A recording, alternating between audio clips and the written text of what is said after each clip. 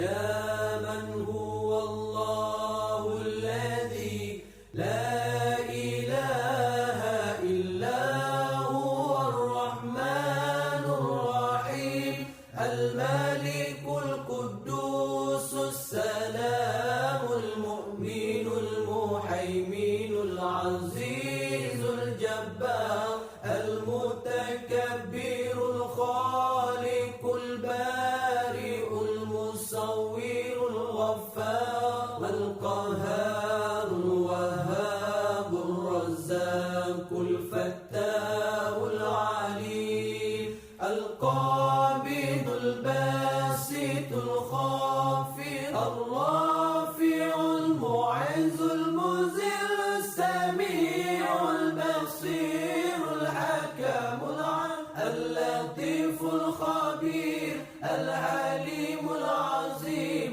الغفور الشكور العلي الكبير الحفيظ المقيت الحسيب الجليل الكريم الرقيب المجيب الواسع الحكيم الودود المجيد الباعث الشهيد الحق الوكيل القوي المتين الولي الحميد المحسن المبدع المعيد المحيي المميت الحي القيوم الواجد الماجد الواحد الصمد القادر المقتدر المقدم المؤخر الأول الآخر الظاهر الباطن الوالي المتعالي البار التواب المنتقم العفو الرؤوف مالك الملك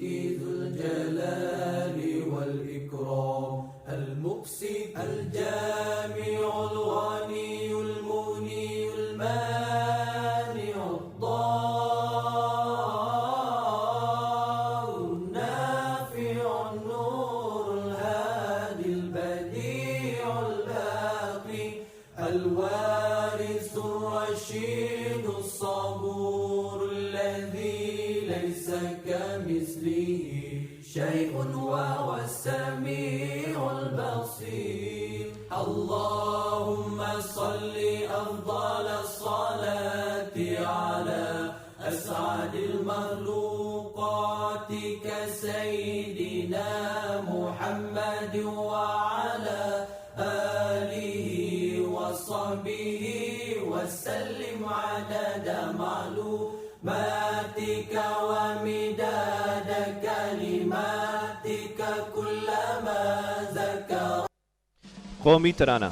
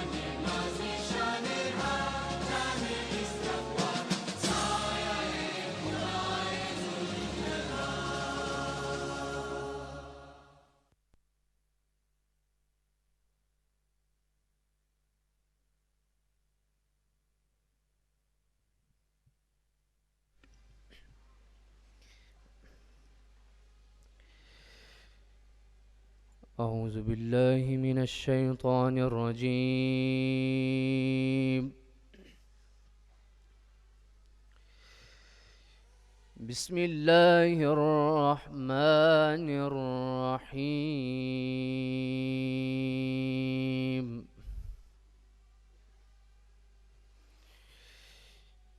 أَمَّنْ هُوَ قَانِتٌ آنَاءَ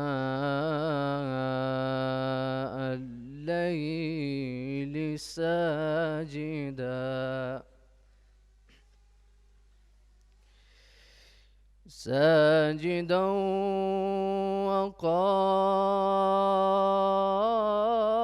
وقائما يحذر الآخرة ويرجو رحمة ربه قل هل يستوي الذين يعلمون والذين لا يعلمون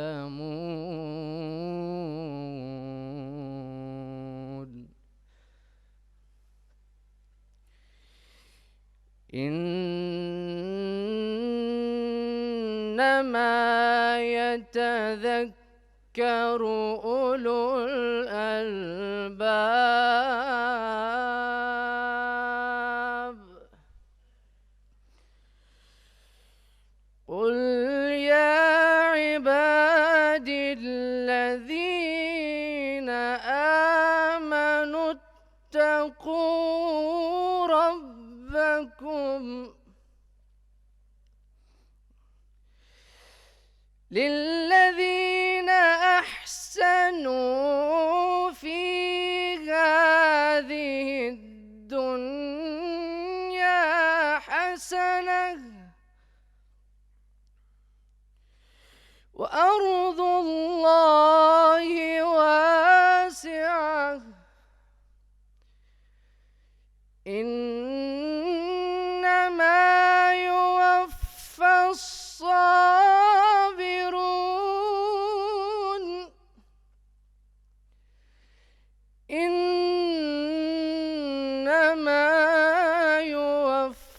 الصابرون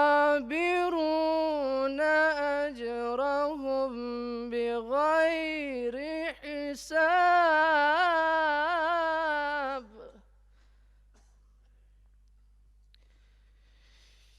قل إني أمرت أن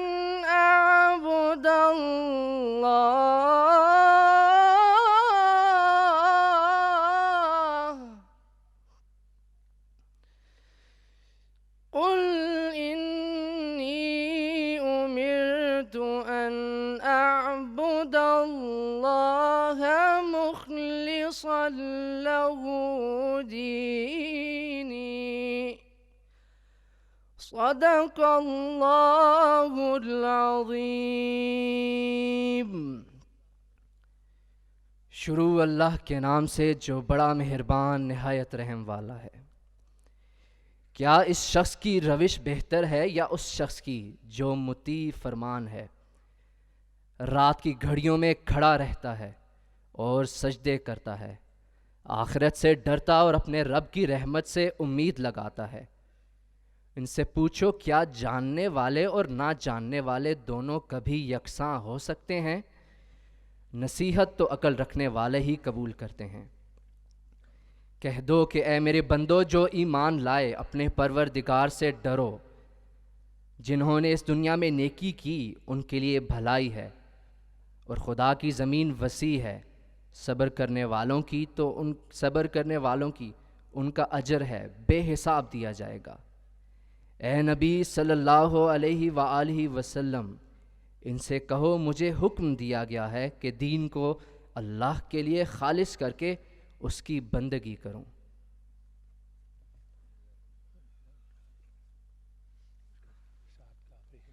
جزاک اللہ خیر۔ بسم اللہ الرحمن الرحیم۔ میں مہمان خصوصی جناب ڈاکٹر عبدالقدیر خان صاحب نشان امتیاز بار ہلال امتیاز سے درخواست کرتا ہوں کہ وہ تقریب تقسیم اسناد کے آغاز کا اعلان فرمائیں۔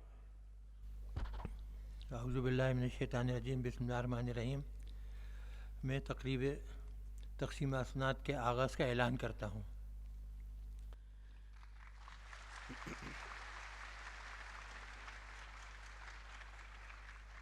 محترم رئیس الجامعہ، میں آپ سے گزارش کرتا ہوں کہ آپ خطبہ استقبالیہ پیش کریں۔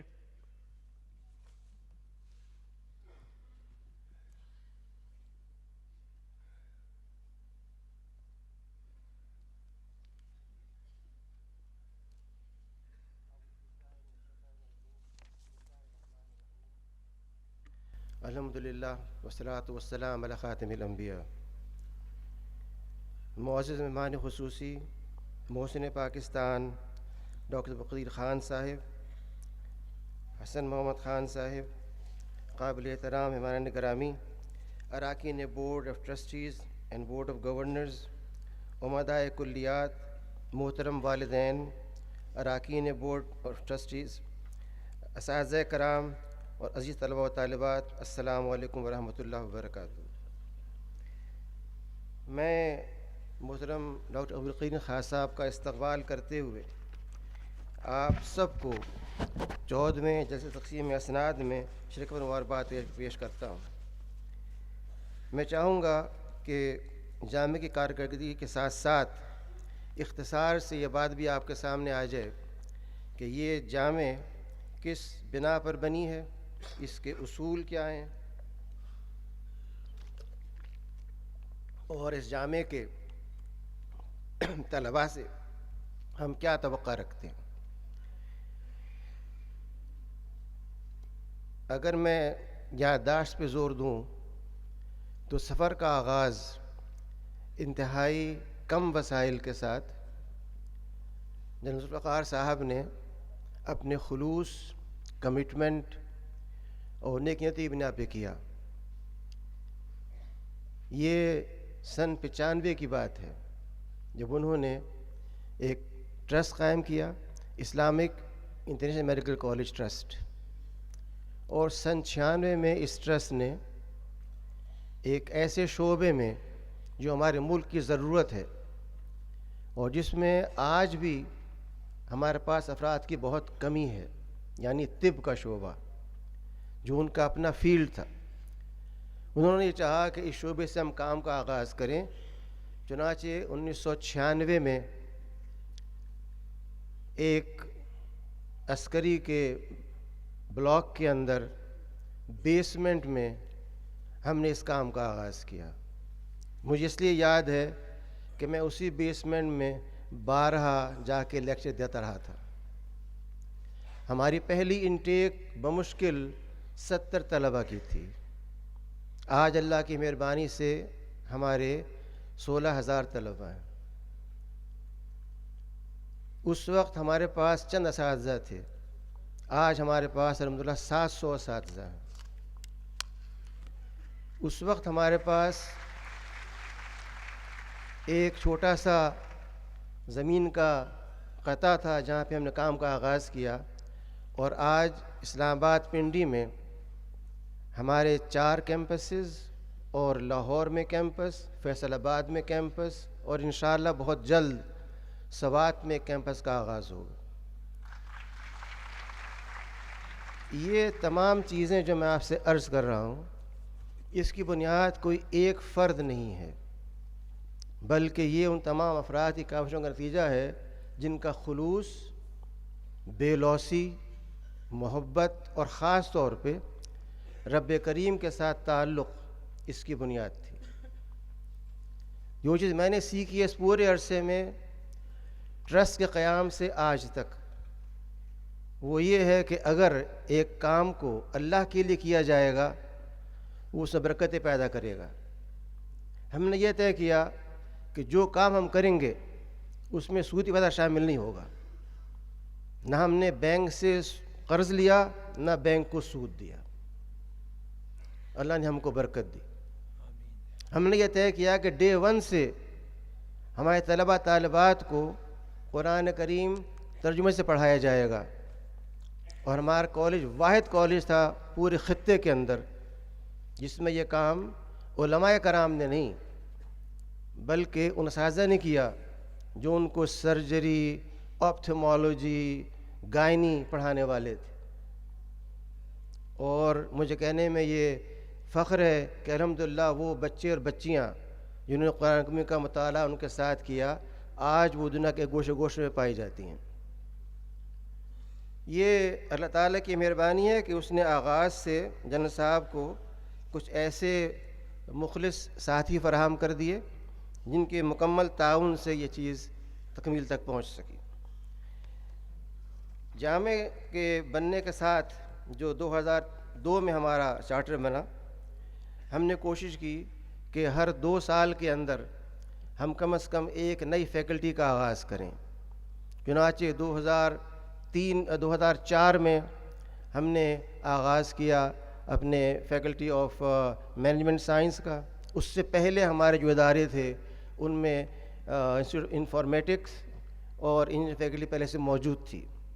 اس طرح آغاز میں ہمارے پاس 5 کلیات تھیں، پھر ہم ہر 2 سال میں اضافہ کرتے گئے اور کلیہ کیمیا فارماسیوٹیکل سائنسز، اس کے ساتھ پھر کلیہ مینجمنٹ سائنس، میڈیا سائنسز، اور اس کے بعد ہماری کلیہ ریہیبلیٹیشن سائنسز، اور پھر ویٹنری سائنسز، جو میری معلومات کی حد تک پاکستان میں رفاع واحد یونیورسٹی ہے جس کا ایک ویٹ کا ریکوگنائزڈ کیمپس ہے، جس میں 150 سے اوپر شترمرغ سے لے کر کے اور مرغیوں تک جانور موجود ہیں، اور جو جدید ترین آلات سے مزین۔ ایسے ہی رفاع وہ واحد یونیورسٹی ہے پاکستان میں جس کا اپلائیڈ سائنسز میں راس الخیمہ میں کیمپس ہے، اور وہ ڈینٹسٹری کا ہمارا کالج ہے۔ اس کے ساتھ ساتھ ہم نے کوشش کی کہ ہم اپنے اساتذہ کو تحقیق کے مواقع فراہم کریں، اور اس کے لیے ہم نے 2006 میں ریئر کا قیام کیا، اور آج اللہ کی مہربانی سے ہمارے اساتذہ نے اس سال میں مختلف تحقیقی جرائد کے اندر 449 تحقیقی مقالے پیش کیے ہیں، جن میں سے 306 امپیکٹ فیکٹر رکھتے ہیں۔ جامع کے اساتذہ نے مختلف کانفرنسوں کے اندر 90 تحقیقی مقالے پیش کیے اور 40 پروجیکٹس پر کام کیا، جن میں سے 18 پروجیکٹس کو HEC اور GCRF نے فنڈنگ دی، اور بقیہ کے لیے یونیورسٹی نے کو فنڈنگ فراہم کی۔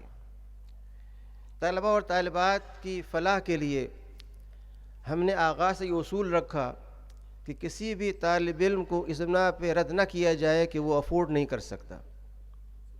چنانچہ ٹرسٹ نے روز اول سے یہ اصول بنایا کہ جو طلباء بھی اچھی پرفارمنس کریں گے ہم ان کی مالی اعانت کریں گے۔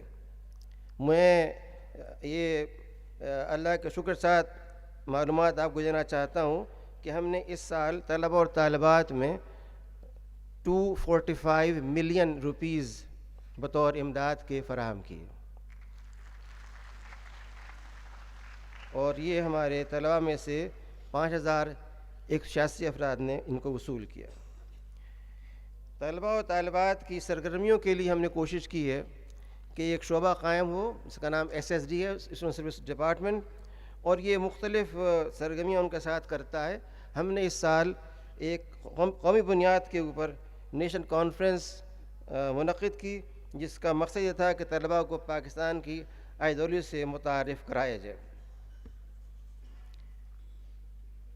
الحمدللہ ہم نے اس بات کی کوشش کی ہے کہ طلباء کے ساتھ ساتھ اساتذہ کے لیے بھی ایسی تدریسی پروگرامز ہوں جس میں ان کی معلومات میں اضافہ ہو اور وہ ہمارے مشن کے ساتھ ہم آہنگ ہو سکیں۔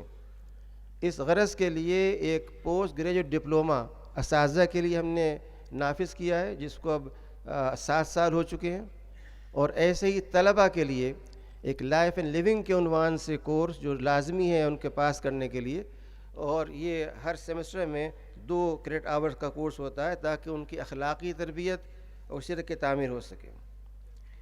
جامع کے بورڈ آف گورنرز نے اس خطرے کے پیش نظر کہ جب جامعات بڑھتی ہیں پھیلتی ہیں تو اکثر ان کا جو ویژن ہے وہ بلر ہو جاتا ہے، ہم نے کوشش کی ہے کہ اس ویژن کو تازہ رکھنے کے لیے ایسی اقدار یا ویلیوز جو ہماری بنیاد ہیں ان کو ہر کام کرنے والے کے سامنے رکھ دیا جائے۔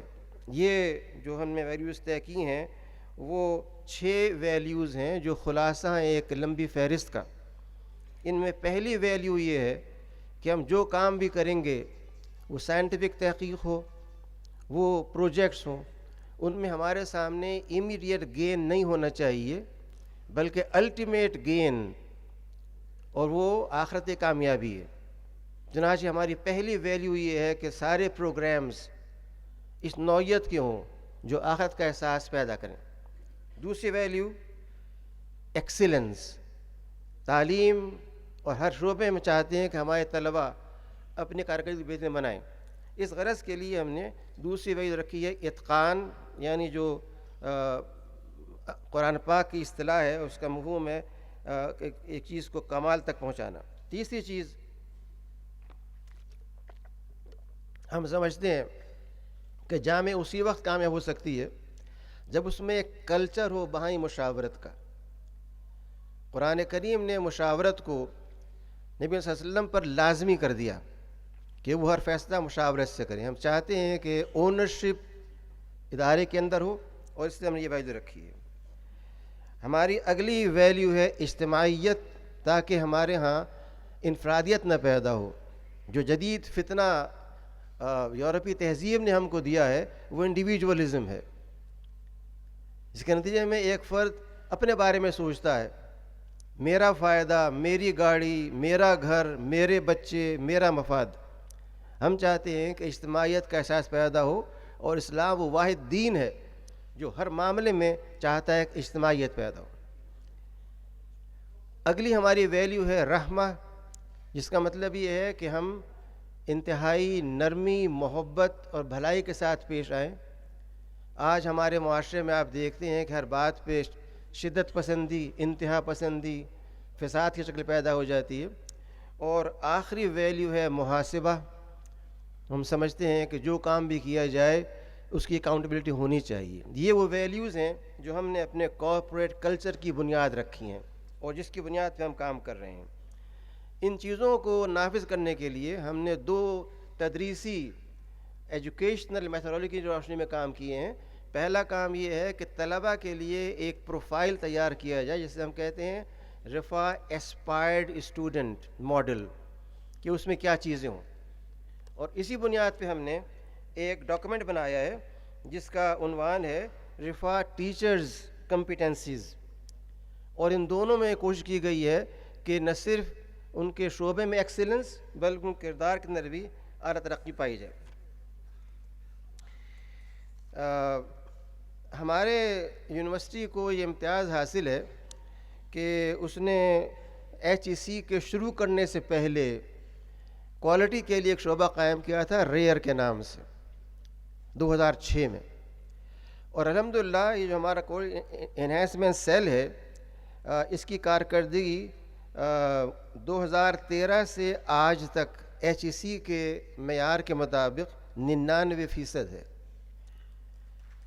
اور اسی QC سیل کے ڈائریکٹر کو ایشیا پیسیفک کا جو ادارہ ہے APQN اس نے اپنے بورڈ آف گورنر میں شامل کیا ہے، اور 2019 میں ہم نے بیسٹ کنسلٹنٹ کا ایوارڈ حاصل کیا، اور یہ بھی ہم توقع کر رہے ہیں کہ انشاءاللہ بہت جلد ہمارا جو کالج انہینسمنٹ کا نظام ہے یہ دنیا کی 500 ٹاپ یونیورسٹیز میں شمار ہو جائے گا۔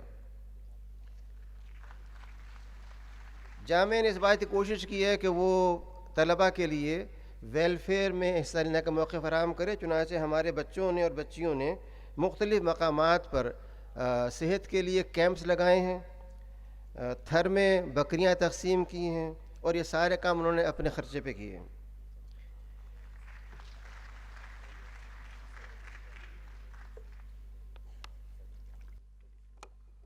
اس مختلف جائزے کا اختتام کرتے وقت میں ضروری سمجھتا ہوں کہ ان طلباء و طالبات کے لیے جو انشاءاللہ آج کے بعد پروفیشنل شمار ہوں گے اور جو اپنی کارکردگی کے نتیجے میں معاشرے کو آگے لے کر کے آئیں گے، بڑھائیں گے، میں چاہتا ہوں ان کے سامنے صرف 2 باتیں رکھی جائیں۔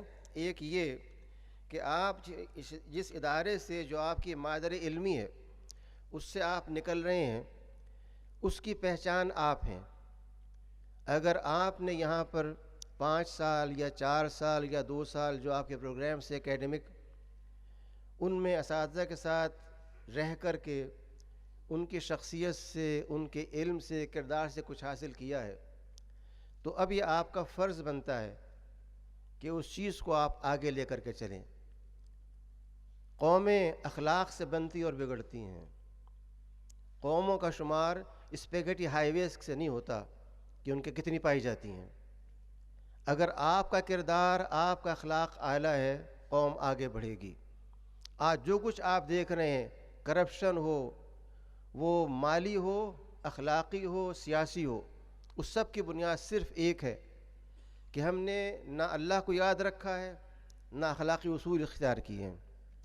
ہمیں آپ سے امید ہے، اور ہم چند لمحات میں آپ سے وہ عہد بھی لیں گے جو آپ کو یاد دلائے گا، اور جو آپ کی ڈگری کا فولڈر ہے اس میں آپ کے ساتھ ہمیشہ رہے گا، کہ آپ کو یہ احساس رہے کہ آپ کو اس ملک اور امت مسلمہ کے لیے کیا کرنا ہے۔ آپ کا کام محض پیسے پیدا کرنا نہیں ہے، اقتدار نہیں ہے، اختیارات نہیں ہیں، بلکہ آپ کا کام اس ملک کو وہ بنیاد فراہم کرنا ہے جو ہم آج تک نہیں کر سکے۔ بانیان پاکستان نے جس غرض سے یہ ملک بنایا تھا وہ یہ نہیں تھا کہ یہاں پہ عصبیتیں ہوں، یہاں پہ نفرتیں ہوں، بلکہ اس لیے بنایا تھا کہ یہاں پر خلوص ہو، محبت ہو، ایثار و قربانی ہو۔ اور جب تک آپ جو قوم کا مستقبل ہیں یہ کام نہیں کریں گے، یہ کام باہر سے نہیں ہو سکتا۔ میری دعا ہے کہ آپ میں سے ہر ایک نہ صرف اس ملک کے لیے بلکہ ملت اسلامیہ کے لیے ایک روشن ستارہ بنے، اور آپ اس ادارے کو جو آپ کی مادر علمی ہے ہمیشہ اپنے کردار سے دوسروں کے سامنے پیش کر سکیں۔ بے انتہا شکریہ۔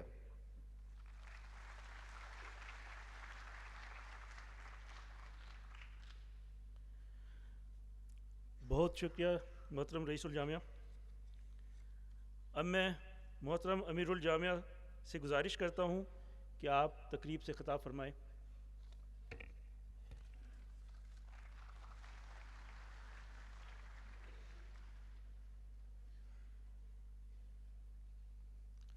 اعوذ باللہ من الشیطان الرجیم، بسم اللہ الرحمن الرحیم۔ Honorable Professor Dr. Abdul Qadir Khan Sahab, Mohsen Pakistan, respected Vice Chancellor Dr. Anis Ahmed, honorable members of Board of Trustees and Board of Governors, respected faculty members, dear parents, graduating students, and distinguished guests, Assalamu alaikum. Today, of course, it's a great pleasure for me to see that this is the first time, I believe, in history of Rifa that we are having convocation on 2 days.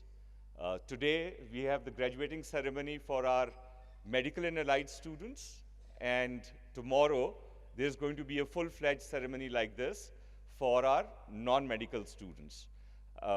The reason was simply logistics. This hall has become so small that we cannot accommodate all the graduating students in conventional hall, which is the largest space available in Islamabad. And I think that is a testimony to the faith of the parents and the students to the quality of Rifa International University. I express my deep appreciation and gratitude to our faculty members, very ably led by the deans and the vice chancellor, and of course the members of the management team who've made Rifa what it is today. Dr. Nisa mentioned about how Rifa was created by General Zulfikar Ali Khan. I, of course, also have had the privilege of being his son and was a witness to a very great life as a child. I'm just going to give you a very small example of it. I believe I have shared it with the faculty on earlier occasions as well. I think after my father passed away, General Zulfikar Sahab passed away, my mother, who's in this hall, shared a story with me. And she said that quite some time back, she and General Zulfikar Sahab were at Umrah, and they were praying in Hatim in front of Khana Kaaba. And after doing the Nawafil, she said, because General Sahab was sitting next to her, she heard him pray and take name of strangers who were not relatives, who were not friends. They were strangers to her, and General Sahab was crying with tears and praying for these people. So after he was done, my mother asked him, who were these people that you were praying for? And he said that these are my patients who are lying in ITC. So I think what makes a great doctor, what differentiated General Zulfikar Sahab, or any great doctor, I believe, is, you all go through the same books, you go through probably the same quality of perhaps even faculty and resources in different health institutions. But what makes a great doctor, a great health professional, I believe, is that passionate love and care for the patient. Dr. Anis Sahab rightly said that purpose of any profession, let alone health sciences, it cannot be just about making money. Life cannot be just about acquisition of material gains. Important they are, surely, I'll concede that. It's, Allah ka fazl ko talash karna chahiye, why not? But that could not be the sole purpose. And I believe if our dear graduating students from different areas of health and medical sciences, if you have that focus, that intention to your patients, to the people who come with different ailments to you, if you care for them deeply, Allah Ta'ala will give you all the rest. You'll get, inshallah Ta'ala, respect, and you will get material gains as well. And I'm a witness to this. A second advice I like, and I also would like to take this inspiration from General Sahab's life, is life is very tough. If you want to have extraordinary results, then you have to have an extraordinary life. What can simply not happen, that you spend your life in an ordinary manner, you do not work exceptionally hard, you do not work with exceptional passion for excellence, and you will get exceptional results. It's not going to happen. It doesn't happen in any field of life. So I hope, and I've seen General Saab all his life with a dedicated passion and focus on cardiology. That was his, that was his breath, that was his heartbeat, that was his everything. His sons, I have to say that, he might disagree if he was here, his wife, his family, his responsibility perhaps towards material gains, believe you me, came second. And that commitment to his professionalism was not subject, as an army doctor, he got the same pay as any other major, colonel, brigadier, as he went around the, progress with different ranks and became a general. He did not get any extraordinary privilege because he was, burning the midnight oils for cardiology. So I think passion for excellence should not be, cannot be, is not dependent upon the material compensation. One of the things, again, I'm witness to it, is that I know as a kid, when sometimes I used to go, AFIC started as a very small room, which still exists in MH Hospital. And when he came back from UK, incidentally, he was at that time made an offer, because he was one of the first cardiologists in the Islamic world, to become the personal physician to the King of Saudi Arabia. But he refused. He said, no, I would want to go back to Pakistan, and I would want to create an institute of excellence in cardiology. So he came and joined the Pakistan Army as a major, and you can well imagine what his financial compensations could have been at that time.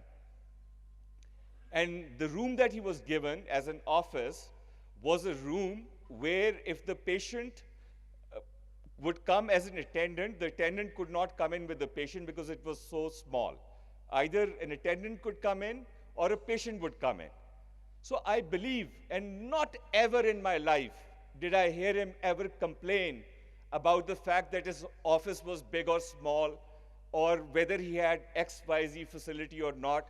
It was always a dedicated. If there was a complaint, if it took up fights, it was because the excellence of care that he wanted to attain for his patients. So I hope, my dear students, that as you pass through life, and I hope to see you as great doctors, great health professionals, great pharmacists, great dental doctors, great physiotherapists, rehabilitation scientists, better than him, inshallah ta'ala, that you have your focus sorted out.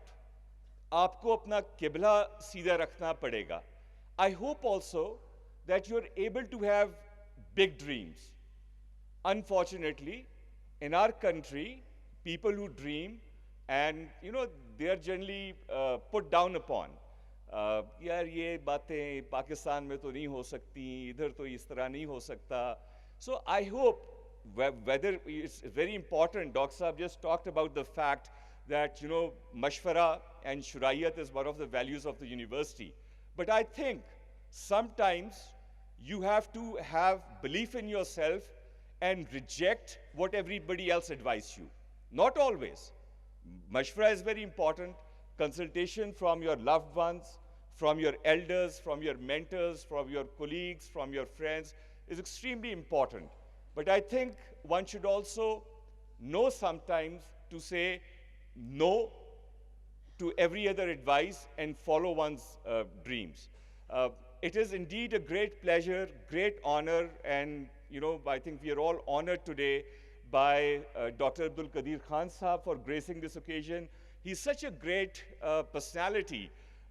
Again, I am sure when Dr. Abdul Qadir Khan Sahab came back to Pakistan to build up our atomic dream, I am sure there must have been million people, Dr. Sahab, who would have said, this cannot be done. Ye kaise ho sakta hai Pakistan mein? ہمارا جو classical جملہ ہوتا ہے کچھ نہ کرنے کا کہ یار ہمارے پاس وسائل نہیں ہے, ریسورسز نہیں ہے, لوگ نہیں ہیں, یہ نہیں ہے, وہ نہیں ہے. But today, Dr. Saab's life is a testimony to the fact that one single individual, one single person with dedication and ability and commitment and sincerity and faith in Allah Ta'ala can change the course of human history. And I believe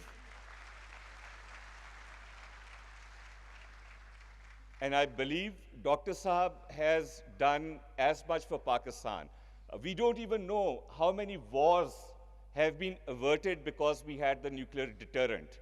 History would never find that out. How many times probably our dear neighbors and some other evil eyes, thought about that, let's do something naughty with Pakistan, and they were deterred because on second thoughts, they thought about the nuclear device that Dr. Saab has built.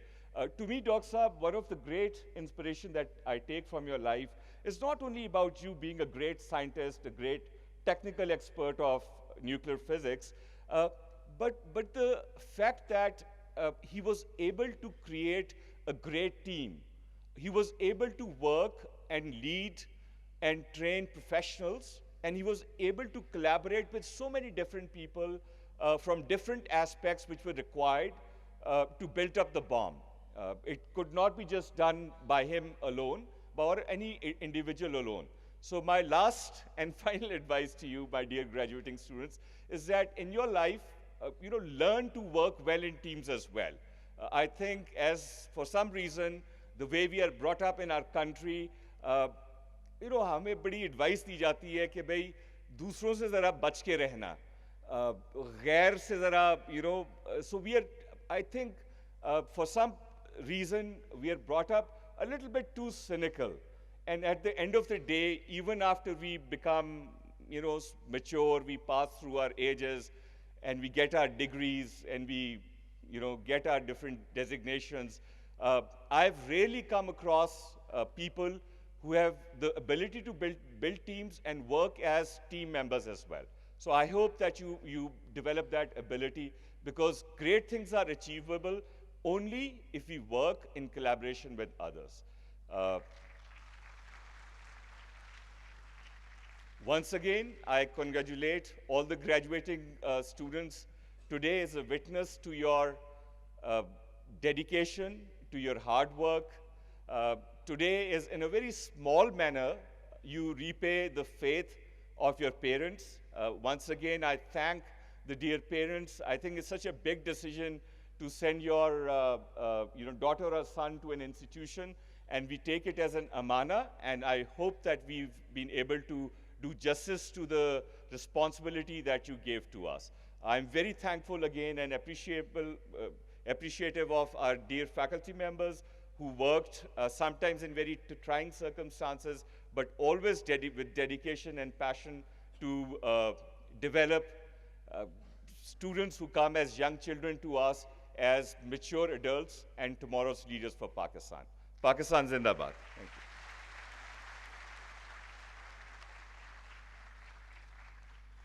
شکریہ جناب امیر الجامعہ. Faculty of health and medical sciences, faculty of pharmaceutical sciences, faculty of rehabilitation and allied health sciences, آپ سب طلباء و طالبات برائے مہربانی اپنی نشستوں پر کھڑے ہو جائیں.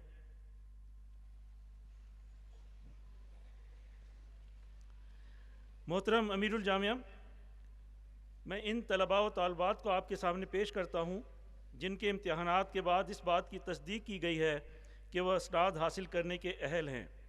میں درخواست کرتا ہوں کہ انہیں اسناد عطا کی جائیں. میں بحیثیت امیر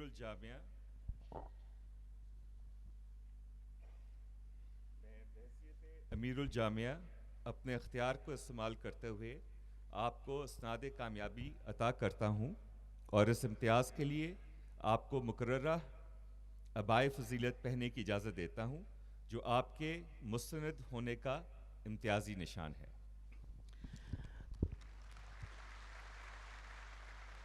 اب ہم حلف اٹھانے کی رسم ادا کریں گے.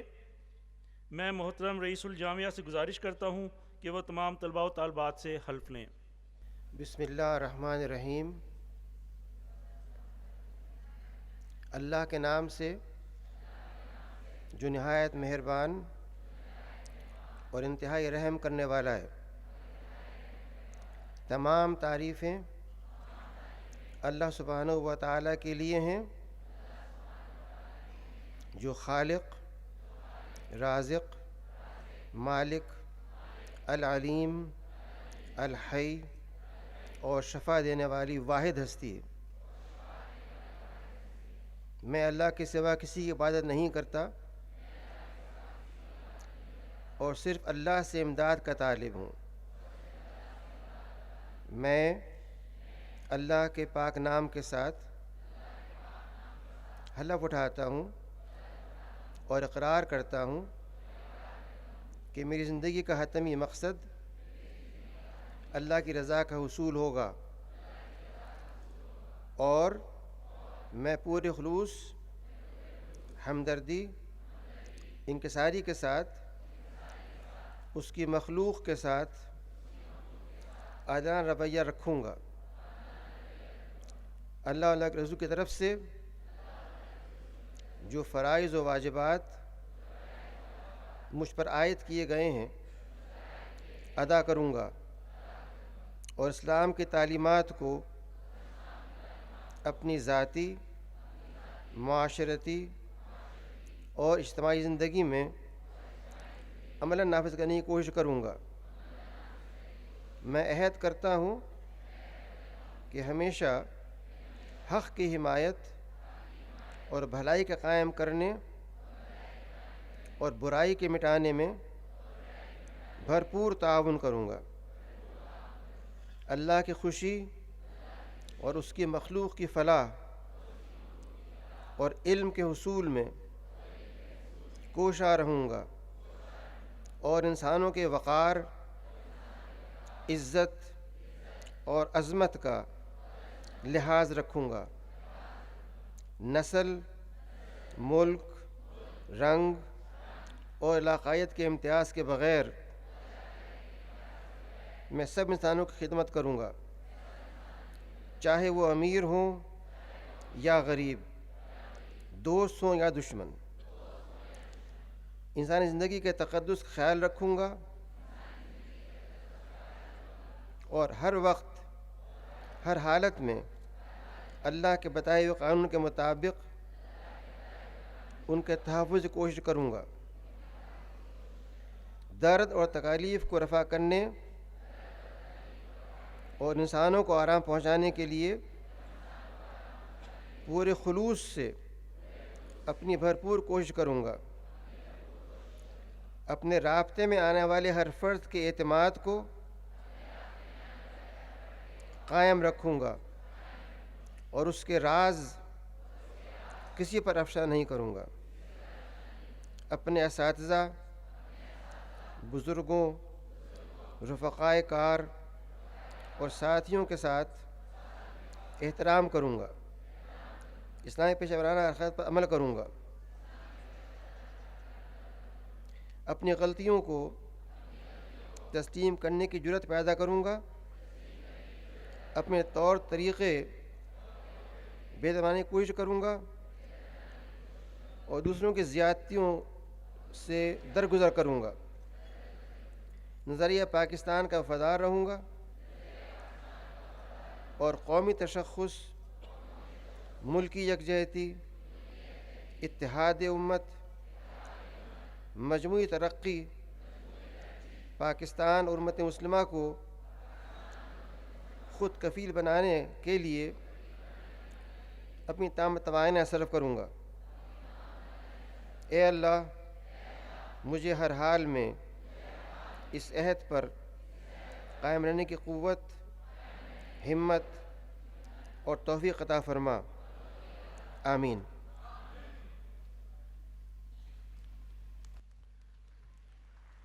تمام طلباء و طالبات اپنی نشستوں پر تشریف رکھیں.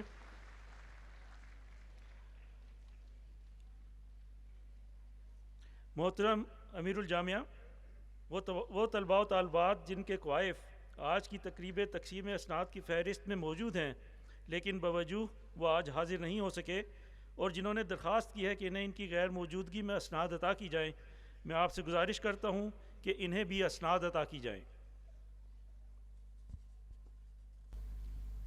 میں بحیثیت امیر الجامعہ اپنے اختیار کو استعمال کرتے ہوئے ان غیر موجود طلباء و طالبات کو وہ اسناد عطا کرتا ہوں جس کے وہ اہل ہیں.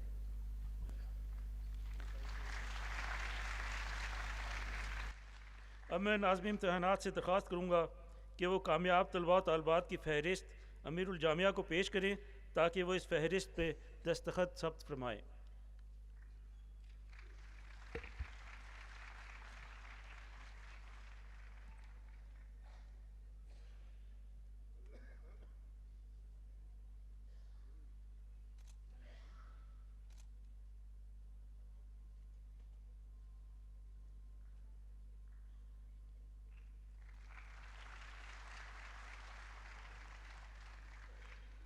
اب میں محترم جناب ڈاکٹر عبدالقدیر خان صاحب نشان امتیاز بار ہلال امتیاز سے درخواست کرتا ہوں کہ وہ مختلف شعبوں میں بہترین کارکردگی کا مظاہرہ کرنے والے طلباء و طالبات میں اعزازات اور تعریفی اسناد عطا فرمائیں.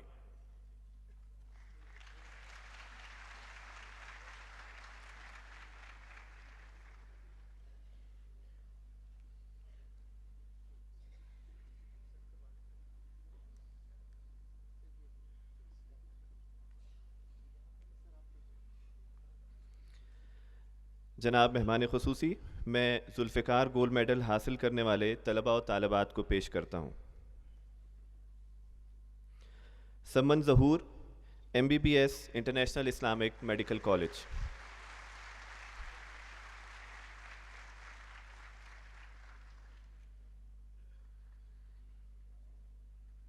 مریم مظہر، BDS international Islamic dental college.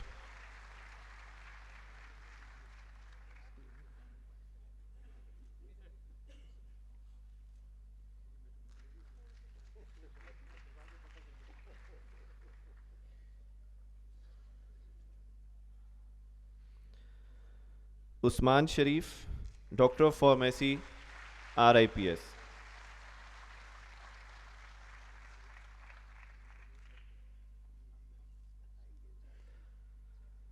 Zarak John, Doctor of Physical Therapy, RCRS.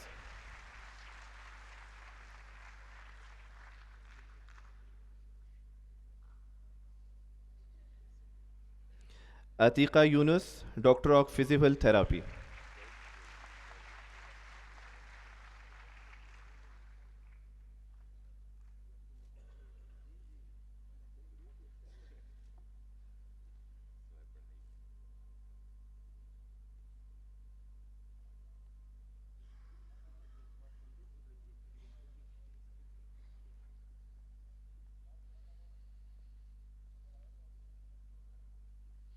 Hafsa Siddiq, Doctor of Physical Therapy.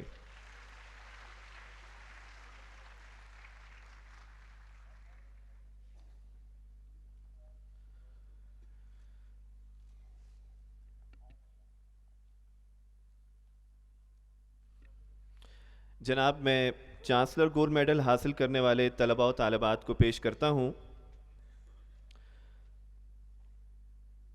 Doctor Tuba Khurshid, master of philosophy in anatomy.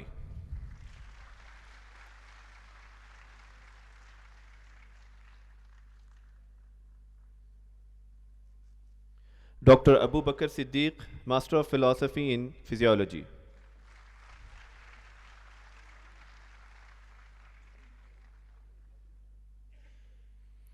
Muhammad Imran Bajwa, master of philosophy in biochemistry.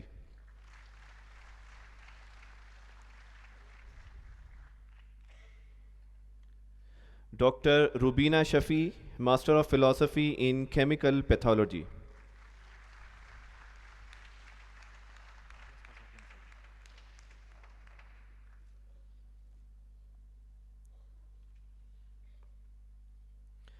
Doctor Sidra Momal, master of philosophy in pharmacology.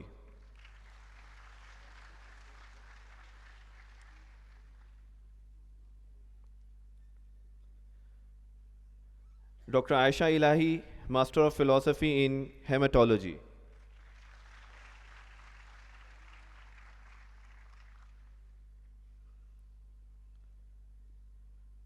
Doctor Rabia Mubreez, master of philosophy in microbiology.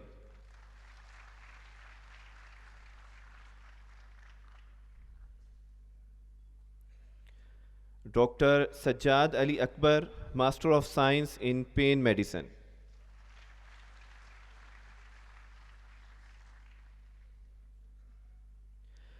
Doctor Maryam Sohail, master in health profession education.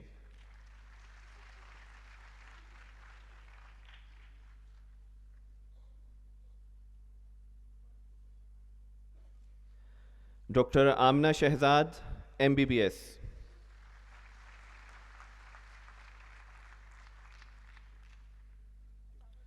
Doctor Afsheen Qamar, master of philosophy in dental materials.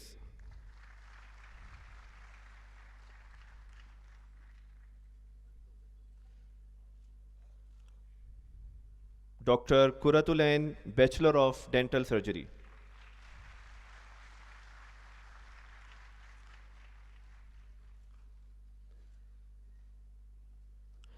Doctor Sehran Saba, master of philosophy in pharmaceutical chemistry.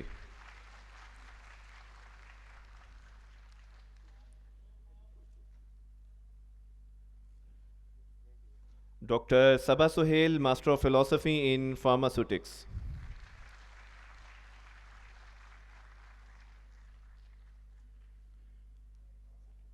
Doctor Tayyaba Anwar, master of philosophy in pharmaceutical chemistry.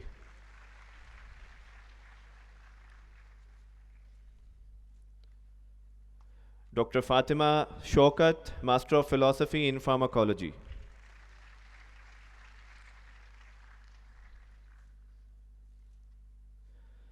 Doctor Muhammad Suhaib Khalid, master of philosophy in pharmacognosy.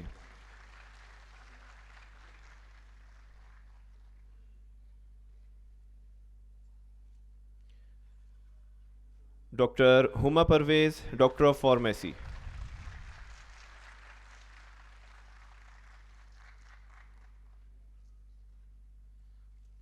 Doctor Tehseen Akbar master of science in cardiopulmonary physical therapy,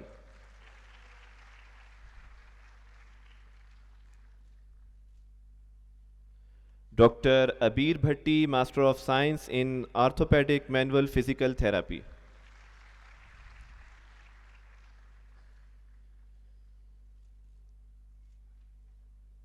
doctor Shiza Sultan master of science in orthopaedic manual physical therapy,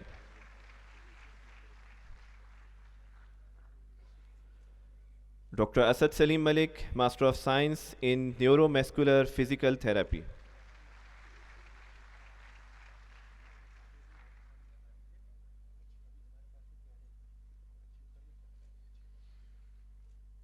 doctor Aroosa Tariq master of science in neuromuscular physical therapy,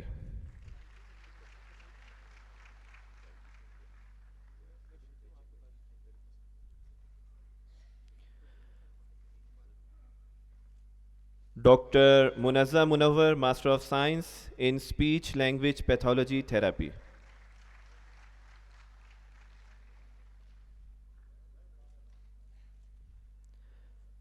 doctor Hafsa Shams master of science in speech language pathology therapy,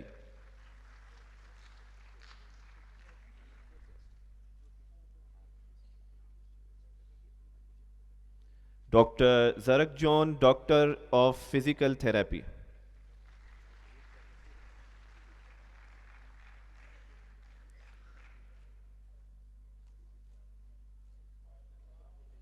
doctor Umm Farwa Waheed doctor of physical therapy.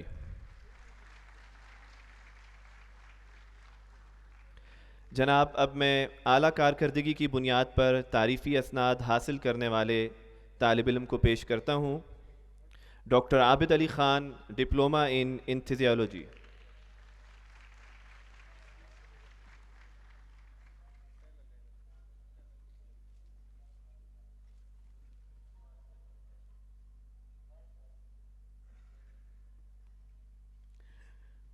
محترم امیر الجامعہ، میں آپ سے درخواست کرتا ہوں کہ آپ مہمان خصوصی محترم جناب ڈاکٹر عبد القدیر خان صاحب کو جامعہ کا علامتی نشان پیش کریں۔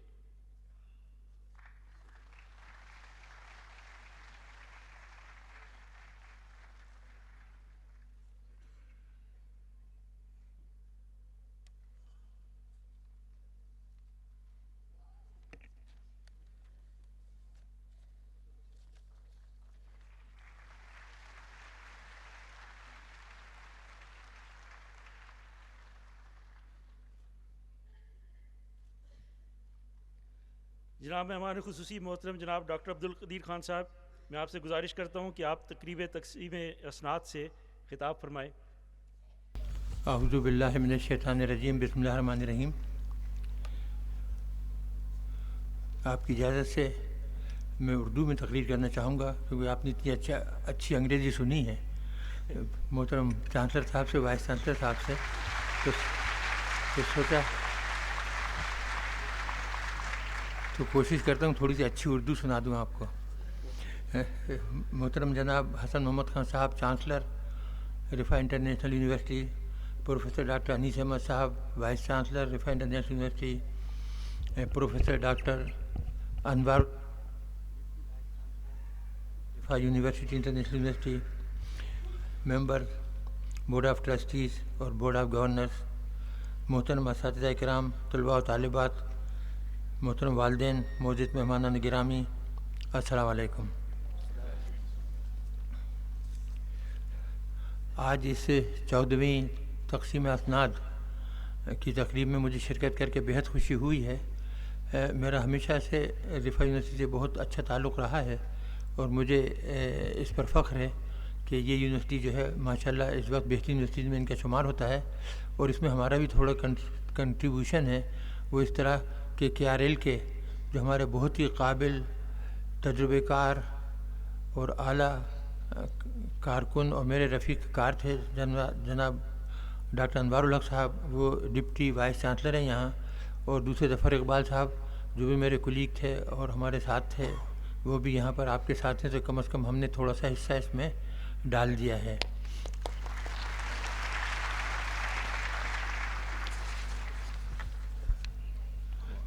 میں سب سے پہلے ان تمام طلباء کو، طالبات کو دلی مبارکباد دیتا ہوں جنہوں نے ان امتحانات میں کامیابی حاصل کی ہے اور ایک نئی زندگی میں قدم رکھ رہے ہیں۔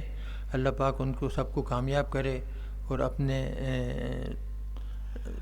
اپنے تجربے اور تعلیم کی روشنی میں دعا کرتا ہوں کہ وہ عوام کی خدمت کریں اور اس ملک کی خدمت کریں اور آگے چل کر ملک کا نام روشن کریں۔ رفاع یونیورسٹی کو بنے ہوئے تقریباً 17 سال ہو گئے اور جب سے یہ بنی ہے جبھی سے میرا تعلق رہا ہے۔ میں جانتا ہوں وائس چانسلر صاحب انیس بھائی میرے نہ صرف بہت اچھے دوست ہیں بلکہ ہمارے رشتہ دار بھی ہیں، اور ان کے بڑے بھائی خورشید بھائی بھی بہت پیارے دوست ہیں۔ اور جب میں کراچی میں ڈی جے کالج میں تھا اسٹوڈنٹ، اس وقت وہ وہاں پر ناظم جمعیت اسلامی طلباء کے وہ ناظم تھے، اور وہاں بڑا اچھا دفتر تھا اور کتابیں اور لائبریری بہت اعلیٰ درجے کی تھی، اور میں وہاں جا کر اکثر کتابیں لے کر پڑھتا تھا۔ اس زمانے میں جمعیت طلباء جو تھی وہ بڑی پرامن تھی، اور بعد میں جو اس نے شہرت حاصل کی وہ اس وقت وہاں ان کو نہیں ملی تھی۔ اس وقت وہ نہایت پرامن تھے، اور سب سے اچھا کام یہ ہوتا تھا کہ وہ تمام بچوں کو وہاں اکثر ٹیوشن بھی دیا کرتے تھے مفت۔ وہاں سینئر اسٹوڈنٹ بیٹھا کرتے تھے اور ہم لوگ وہاں جا کے، اور کیا میتھمیٹکس کا ہو، فزکس کا ہو، کیمسٹری کا ہو، ان سے کیا کہ یہ رہنمائی حاصل کرتے تھے۔ تو بہت ہی اچھا تھا، اور وہ زمانہ جو تھا یہ ارلی 50s کی بات ہے، تو اس میں نے بہت اچھا تجربہ وہاں حاصل کیا۔ مجھے جان کر بہت خوشی ہوئی ہے کہ کوالٹی ایشورنس میکانزم کا جو یہاں آپ کا محکمہ ہے وہ بین الاقوامی شہرت کا مالک ہے، اور سب نے اس کو تسلیم کیا ہے۔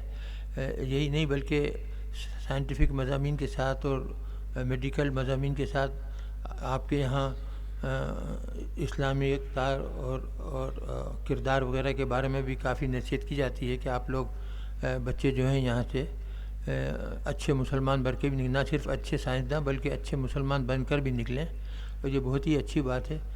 میں آپ کو اپنے بارے میں تھوڑا سا بتاؤں کہ میرا تعلق بھوپال سے ہے، اور بھوپال ایک مسلمان ریاست تھی جہاں پر زیادہ تر پٹھان لوگ ہی تھے۔ یہ اورنگزیب کے زمانے میں وہاں جا کر بس گئے تھے، ہم لوگ اورنگزئی تھے۔ وہاں اتنا اچھا نظام تھا کہ ہم بچے جو تھے 6 سے 7 برس کے، ہم مسجد میں جا کر باجماعت نماز ادا کرتے تھے۔ اسکول میں یہ حال تھا کہ ہم 30ویں جماعت سے لے کے اور 10ویں جماعت تک ہمیں کلام مجید بہمہ ترجمہ پڑھایا جاتا تھا، سیرت النبی پڑھائی جاتی تھی، اسلامک ہسٹری پڑھائی جاتی تھی، اور دوسرے جو سائنٹیفک مضامین ہیں وہ پڑھائے جاتے تھے، اور انگریزی وغیرہ جو تھی وہ 8 سال پڑھائی جاتی تھی کہ ہمیں انگریزی پر اچھا خاصا عبور ہو جاتا تھا۔ ساتھ ہی میں یہ تھا کہ بغیر کسی پریشر کے یا زور کے ہم لوگ سب نمازی تھے، جتنے بچے تھے ہم سب لوگ نمازی تھے۔ ہم فجر کی نماز باجماعت پڑھتے تھے، ہم دوپہر کی اگر اسکول سے فرصت ہوتی تھی تو عصر ضرور پڑھ لیتے تھے، مغرب پڑھتے تھے، عشاء پڑھتے تھے، اور وہ عادت ایسی رہی کہ اب بھی اللہ تعالیٰ کا کرم ہے کہ میں باہر بھی گیا، اتنے عرصے باہر رہا غیر ممالک میں، اور میری بیگم بھی غیر ملکی ہیں، لیکن جو نماز ہے وہ اپنے ساتھ قائم ہے۔ پہلے 5 پڑھتا تھا، اب 8 پڑھتا ہوں، اب اشراق بھی پڑھتا ہوں، چاشت بھی پڑھتا ہوں، تہجد بھی پڑھتا ہوں، اور اس کے بعد صبح تلاوت بھی کرتا ہوں آدھا گھنٹہ میں ترجمے کے۔ تو اس طریقے سے اللہ تعالیٰ رہنمائی فرماتا رہتا ہے۔ دیکھیے میں نے جس اسکول میں ابتدائی تربیت حاصل کی وہ ہم ایک طریقے سے دریوں پر چٹائیوں پر بیٹھا کرتے تھے۔ بعد میں جب دوسری تیسری چوتھی جماعت میں آیا تو وہ بینچوں پہ بیٹھنے لگے، بڑی سخت ہوتی تھیں، لیکن وہ گزارا ہو جاتا تھا، پھر بھی وہ تکلیف نہیں دیتی تھیں۔ اس کے بعد جب میں میٹرک کر کے کراچی آیا اور ڈی جے کالج میں داخلہ لیا تو وہاں بھی وہ لکڑی کی بینچز تھیں اور اسی طرح بیٹھا کرتے تھے، لیکن تعلیم کا نظام بہت ہی اچھا تھا۔ اس وقت جو ڈی جے کالج کی تعلیم تھی وہ واقعی بہت اعلیٰ تھی، اور میں نے جب وہاں سے BSc کیا تو میں اچھا بھلا سمجھدار تھا۔ میں نے 3 سال نوکری کی، ویٹس میجرز کا انسپیکٹر رہا، لیکن میرا دل نہیں بھرا۔ میری خواہش ہوتی تھی کہ باہر جا کر تعلیم حاصل کروں، اور میں نے جرمن ایمبیسی جانا شروع کیا لٹریچر دیکھنے کے لیے. تو ایک دن ان کا ایک سیکریٹری آیا, ینگ سا تھا, ڈاکٹر شرائٹرر. وہ میرے ساتھ بیٹھ گیا, پوچھا کہ یہاں کیا دیکھنے آتے ہو تم. اس زمانے میں نہ چوکی دار نہ گارڈ مارڈ کچھ نہیں ہوتے تھے. کلفٹن کے اوپر وہ ایمبیسی ہوتی تھی ان کی, اور ایک بنگلے کے اندر. تو میں نے کہا کہ میرا ارادہ ہو رہا ہے کہ میں باہر جا کے تعلیم حاصل کروں. تو بڑا خوشی ہوا. اس نے کہا کہ جی آپ برلن چلے جائیں, میں نے بھی برلن سے PhD کی ہے, اور آپ کو ایک پیسے کی ضرورت نہیں پڑے گی. وہاں اتنا کام ہے آج کل کہ آپ چھٹی میں اتنا پیسہ کما سکتے ہیں کہ آسانی سے تعلیم حاصل کر سکتے ہیں. تو میں نے اپنے بھائی سے ذکر کیا. ان کا جی ٹھیک ہے. میرے بڑے بھائی نے مجھے 2000 روپے دیے, جس میں سے 1450 روپے کا ٹکٹ آیا. 30 پاؤنڈ یعنی 300 روپے مجھے زر مبادلہ ملے حکومت کی طرف سے. اس سے زیادہ نہیں دیتے تھے وہ. اور باقی جو پیسے بچے میں نے اس کے کپڑے وپڑے خرید لیے تھوڑے سے, اور اللہ کا نام لے کے 1 وے ٹکٹ لے کے میں برلن پہنچ گیا. وہاں جرمن یونیورسٹیز کے اندر یہ لازمی تھا کہ آپ 6 مہینے پہلے کسی فیکٹری وغیرہ میں ٹریننگ لیں اور ساتھ میں جرمن سیکھیں, اور جب آپ کو جرمن آ جائے گی تو آپ کا امتحان لیا جائے گا اور آپ کو پھر داخلہ ملے گا. آپ داخل کر سکتے ہیں. داخلہ تو ملا ہوتا ہے, آپ پھر یونیورسٹی جوائن کر سکتے ہیں. میں نے 6 مہینے میں بہت اچھی جرمن سیکھ لی, اور جو جرمن پروفیسر تھا وہ بھی اتنا تعجب کرنے لگا. اس نے ہم سب کو بلایا اور کہا کہ آپ بیٹھ جائیں اور میں آپ کا ٹیسٹ لوں گا. تو اس نے سب سے پہلے چیخوف کی ایک اسٹوری جو تھی وہ آہستہ آہستہ جرمن میں پڑھ کر سنائی 2 مرتبہ, اور پھر کہا کہ آپ اب اپنی زبان میں جرمن میں اس کو لکھیے, دہرائیے کہ میں نے کیا کہا ہے. میں آئل میں ہی بیٹھا ہوا تھا باہر کی طرف کرسی پر, اور میں لکھ رہا تھا. میں نے جتنی دیر میں اس نے کہا میں نے تقریباً آدھا پیج لکھ دیا بہت تیزی سے. تو وہ آیا, اس نے اٹھا کے پڑھا, اور ابھی سب لوگ بیٹھے تھے, پورا حال بھر ہوا. تو مجھ سے کہتا ہے کہ یو پاس, یو بیٹر گو. تو اتنی اچھی جرمن میں نے سیکھ لی تھی 6 مہینے میں. پھر وہاں میں 2 سال وہاں رہا. میری کوشش تھی کہ میں میٹلرجی میں مہارت حاصل کروں, کیونکہ اس وقت کراچی میں اسٹیل مل بن رہا تھا. تو یہی ارادہ تھا, لیکن قدرت نے کچھ میرے مقدر میں کچھ اور ہی لکھا تھا, اور کچھ کام کرانا تھا. تو میں چھٹی پہ گیا, تو ہالینڈ میں میری بیگم سے ملاقات ہو گئی, اور پھر وہ برلن آ گئیں, اور پھر میں وہاں ہماری منگنی ہوئی یونیورسٹی کے اندر, ہاسٹل کے اندر. اس کے بعد انہوں نے کہا کہ چھٹی پہ چلتے ہیں ہالینڈ. میں ہیگ چلا گیا. ان کے والدین تھے, وہ اپنے والدین کی اکیلی بیٹی تھیں, اور ضعیف والدین تھے. تو انہوں نے کہا کہ آپ ہالینڈ نہیں آ سکتے. میں نے کہا جی کہ آپ کو مسلمانوں کی تاریخ کا علم نہیں ہے. ہم لوگ تو خواتین کے کہنے پر سلطنت تو لوٹا دیتے ہیں, تو آپ نے تو بہت ہی ہلکی سی خواہش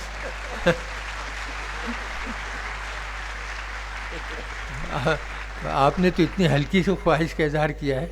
تو مجھے بتائیں کون سی یونیورسٹی ہے. میں ہالینڈ کی تعلیمی اداروں سے واقف نہیں ہوں, میں برلن سے واقف تھا. تو انہوں نے بتایا کہ یہاں ڈیلف ہے, جو کہ یورپ کی تقریباً MIT مانی جاتی ہے. تو چھٹی تھی کرسمس کی, ہم نے فون کیا. وہاں وہ پروفیسر ہیڈ آف ڈپارٹمنٹ بیٹھے ہوئے, تو میں وہاں گیا, ان سے بات کی. میری بیگم نے انٹروڈیوس کیا کہ یہ میرے منگیتر ہیں, وہ برلن میں پڑھ رہے ہیں, اور میں چاہتی ہوں یہاں آ جائیں, کیونکہ میرے والدین کی میں اکیلی بیٹی ہوں اور وہ ضعیف ہیں. تو انہوں نے کہا جی آ جائیں. مجھ سے کہا کہ آپ یونیورسٹی لیونگ سرٹیفکیٹ لے آئیے اور آپ کو داخلہ مل جائے گا, آپ کا 1 گھنٹہ بھی ضائع نہیں ہوگا. اس طرح میں ہالینڈ شفٹ ہو گیا. اب یہ قدرت کا نظام تھا. دیکھیے اللہ تعالیٰ مجھے لے جا رہا تھا اس کام کے لیے جو کہ میں نے پاکستان کے لیے کرنا تھا. اگر میں برلن میں پڑھتا رہتا, فارغ ہوتا, میں گھر چلا آتا. اس طریقے سے میں ہالینڈ گیا تو میں نے بہت جلدی ڈچ زبان سیکھ لی فلوئنٹلی. مجھے جرمن آتی تھی, انگریزی آتی تھی. تو میں نے وہاں سے ماسٹرز کیا ڈسٹنکشن کے ساتھ. اور جو میرا پروفیسر تھا وہ ورلڈ فیمس پروفیسر تھا, اس نے مجھے اپنا اسسٹنٹ رکھ لیا, اور اس نے کہا کہ تم میرے ساتھ PhD کر لو. میری خواہش تھی کہ میں کہیں اور PhD کروں, تاکہ اور تھوڑا سا براڈ ویژن ہو جائے, نئی جگہ دیکھوں. برلن دیکھی, ڈیلف دیکھا. تو آفر تو بہت آئے, انگلینڈ سے بھی, امریکہ سے بھی, کینیڈا سے بھی, آسٹریلیا سے بھی, لیکن ہم دور نہیں جانا چاہتے تھے اپنی والدہ, اپنی بیگم کی والدین کی وجہ سے. تو جب بیلجیم سے مجھے آفر آیا, لیون سے, جو کہ بہت ہی اچھی یونیورسٹی تھی, تو ہم دونوں کیا, بیگم اور میں, ہم نے دیکھا کہ واقعی بہت اچھی یونیورسٹی ہے, اور انہوں نے بڑے اچھے مکانات رکھے ہیں ڈاکٹریٹ اسٹوڈنٹس کے لیے اور وزٹنگ پروفیسرز کے لیے. تو بیگم نے فوری کہا کہ یہاں آ جاتے ہیں ہم, اور میرے والدین جو ہیں وہ بھی یہاں بیلجیم کی بارڈر کے قریب شفٹ ہو رہے ہیں, تو 1 گھنٹے کا رن ہوگا بائی کار, تو ہم چلے جائیں گے. اب اس طرح میں نے وہاں سے PhD کی, اور کافی اچھے پیپر پبلش کیے، بہت اچھے، جن کی بڑی اچھی شہرت ہوئی۔ پھر مجھے ہالینڈ سے ہی آمسٹرڈیم کی ایک کمپنی سے آفر آیا بغیر اپلائی کیے ہوئے کہ جی سنا ہے کہ آپ نے پی ایچ ڈی ختم ہونے والا ہے، تو ہمیں بڑی سخت ضرورت ہے ایک اچھے سائنسداں کی، میٹالرجسٹ کی، تو آپ اگر پسند کریں تو ہمارے یہاں آ کے جوائن کر لیں۔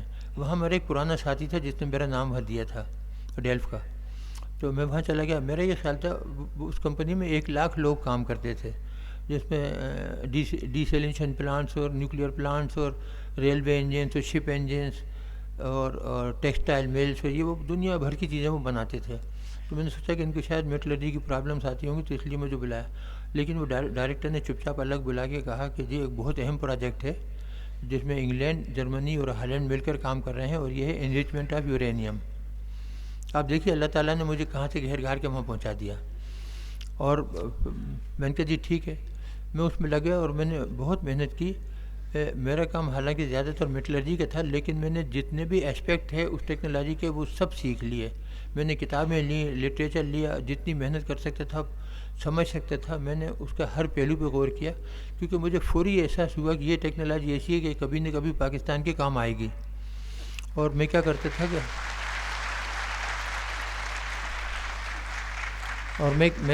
تھا کہ دن بھر جو وہاں کام کرتا تھا، میں نے ایک پٹواری کا رجسٹر رکھ لیا تھا گھر پہ، تو میں رات کو آ کے تو اس رجسٹر میں وہ سب چیزیں نوٹ کر لیتا تھا جو اہم چیزیں ہوتی تھیں جتنی۔ تو نتیجہ یہ ہوا کہ جتنی ٹیکنالوجی کی وہاں باتیں تھیں وہ سب میرے رجسٹر میں نوٹ ہو گئیں، اور میں ان کے ڈائمینشنس کے ہر چیز کے۔ 74 میں جب انڈیا نے دھماکہ کیا تو میں نے مجھے خیال آیا کہ اب پاکستان نہیں بچے گا، کیونکہ 71 میں ہم آدھا پاکستان کھو چکے تھے۔ تو میں نے بھٹو صاحب کو خط لکھا اس کے 3 مہینے بعد، تو انہوں نے مجھے فوری دعوت دی کہ آپ فوری آئیں۔ اب دیکھیے یہ بھی ایک معجزہ ہی تھا کہ میں نے خط لکھا اور وہ ادھر ادھر نہیں گیا، کہیں ضائع نہیں ہوا، اور وہ سیدھا بھٹو صاحب کی ٹیبل پہ پہنچ گیا، اور بھٹو صاحب نے فوری کہا کہ آ جاؤ اور مجھ سے ملو۔ اگر بھٹو صاحب کسی چنو منو کو وہ دے دیتے اور کہتے دیکھو یار یہ اس کا کس نے لکھا ہے، کیا لکھا، تو وہ کہتے یہ چھوکرا ہے، اس کو کیا پتہ یہ کون سی ٹیکنالوجی ہے اور یہ کیا کر سکتا ہے۔ کیونکہ بعد میں یہی ہوا، جب میں آ گیا یہاں کام کرنے لگا تو ڈاکٹر عثمانی ہوتے تھے، IH عثمانی ایٹمی انرجی کمیشن کے پرانے چیئرمین، تو انہوں نے ریاض محمد خان سے جو ہمارے سیکریٹری فارن افیئر تھے، وہ اس سے ایک دن کہ ایک چھوکرا آیا ہے باہر سے اور قوم کو بیوقوف بنا رہا ہے، اور وہ کہہ رہا ہے کہ مدنی سے، یعنی مکھن بنانے والی مشین سے، مدنی سے وہ ایٹم بم بنائے گا۔ تو ریاض محمد خان چپ ہو گئے۔ جب ایٹمی دھماکے ہوئے تو ریاض محمد خان ان سے ملے، پھر تو کہتے ہیں یار واقعی مجھے تو بڑا تعجب ہوا کہ وہ اس نے مدنی سے ہی کام کر دکھایا۔ تو یہ وہ بات تھی۔ تو خیر وہ میں آیا 74 کے دسمبر میں، ان سے مل کے گیا، کچھ ایٹمی کمیشن کے لوگوں کو سمجھا کے گیا کچھ چیزیں۔ جب واپس آیا 75 کرسمس کے ٹائم پھر اپنی بیگم بچوں کے ساتھ، تو بھٹو صاحب نے کہا یار دیکھیں کچھ کام ہو، تو کچھ کام ہی نہیں ہوا تھا۔ تو بھٹو صاحب کو میں نے بتا دیا، تو انہوں نے آل آف سڈن مجھ سے کہا کہ آپ واپس نہ جائیں۔ میرے لیے بہت بڑا امتحان تھا یہ، میرے پاس بہت اعلیٰ نوکری تھی، مجھے گھر ملا ہوا تھا، مجھے گاڑی ملی ہوئی تھی، میں پورے یورپ میں جاتا تھا، انگلینڈ جاتا تھا، امریکہ جاتا تھا، ہر جگہ، اور میں ہالینڈ کو کامان مارکیٹ میں سائنس اور ٹیکنالوجی گروپ میں ریپرزینٹ کرتا تھا۔ تو خیر میں نے کہا کہ میں آپ کو سوچ کر جواب دوں گا۔ میں گھر گیا، میں نے بیگم سے بات کی، میں نے پہلے تو میں نے کہا کہ وہ ٹھیک ٹھاک رہا۔ انہوں نے پوچھا وزٹ کیسی رہی بھٹو صاحب سے، کیسی بات، میں کہ بہت اچھی۔ میں کہ ایک بھٹو صاحب نے ایک عجیب بات کہی، تو کہ نہیں کیا، میں نے کہا وہ کہتے ہیں کہ واپس نہ جا، رک جاؤ۔ نیچرلی جو نیچرل ریئیکشن تھا وہ یہ تھا، ایک دم فیلر اپ ہوئی کہ یہ کیسی بات کر رہے ہو تمہیں اتنی اچھی نوکری ملی ہوئی، تمہیں پروفیسرشپ کا آفر ہے، اور تم نے وعدہ کیا ہوا کہ تم سپتمبر میں جوائن کر لو گے پروفیسر کے طور پر، اور بچیاں وہاں پڑھ رہی ہیں، اتنی اچھی نوکری ہے، یہ وہ سب۔ تو میں نے کہا ٹھیک ہے پھر آپ جو کہتی ہیں واپس چلتے ہیں، ہم نہیں رکتے۔ تو انہوں نے کہا کہ اچھا بیٹھ جاؤ، مجھے صرف یہ بتاؤ کہ اگر تم رک جاتے ہو یا ہم رک جاتے ہیں تو کیا تم پاکستان کے لیے کوئی اچھا کام کر سکتے ہو۔ میں نے ان سے کہا کہ اب آپ نے یہ پوچھ ہی لیا تو میں یہ عرض کروں کہ دنیا میں کوئی ایسا شخص نہیں ہے جو کہ پاکستان کے لیے یہ کام کر دے سوائے میرے، فارنر کوئی کریں گے نہیں۔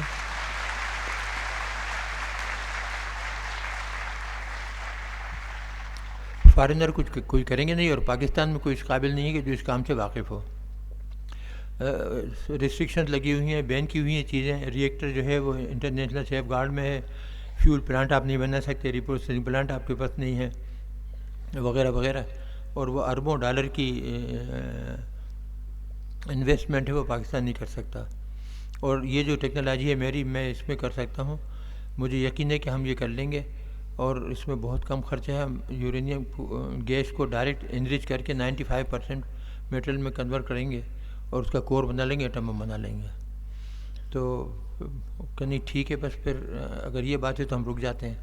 تو وہ گئیں، پھر کہا میں جاتی ہوں اپنے والدین کو بتاتی ہوں اور وہاں سے سب وائنڈ اپ کر کے آتی ہوں. تو جا کے انہوں نے تمام سامان جو ہمارا تھا پاکستانی والے دوستوں کو بانٹ دیا. اپنے والدین کو سمجھایا کہ یہ 15 برس سے باہر ہے. اس کی والدہ اور اس کے بہن بھائی بہت ریکویسٹ کر رہے ہیں کہ تم آ جاؤ، یہیں رک جاؤ. مجھے بھی پاکستان پسند ہے، بڑے بڑے گھر ہیں، موسم بہت پیارا ہے اور ہمارے لیے اچھا رہے گا، بچوں کے لیے اچھا رہے گا. سمر میں بچوں کو لے کے آ جایا کروں گی آپ کے پاس، اور ونٹر میں آپ ہمارے پاس 4-5 مہینے کے لیے آ جایا کرنا. تو اس طریقے سے ہم نے کہا. ان کا کہ نوکری مل گئی ہے.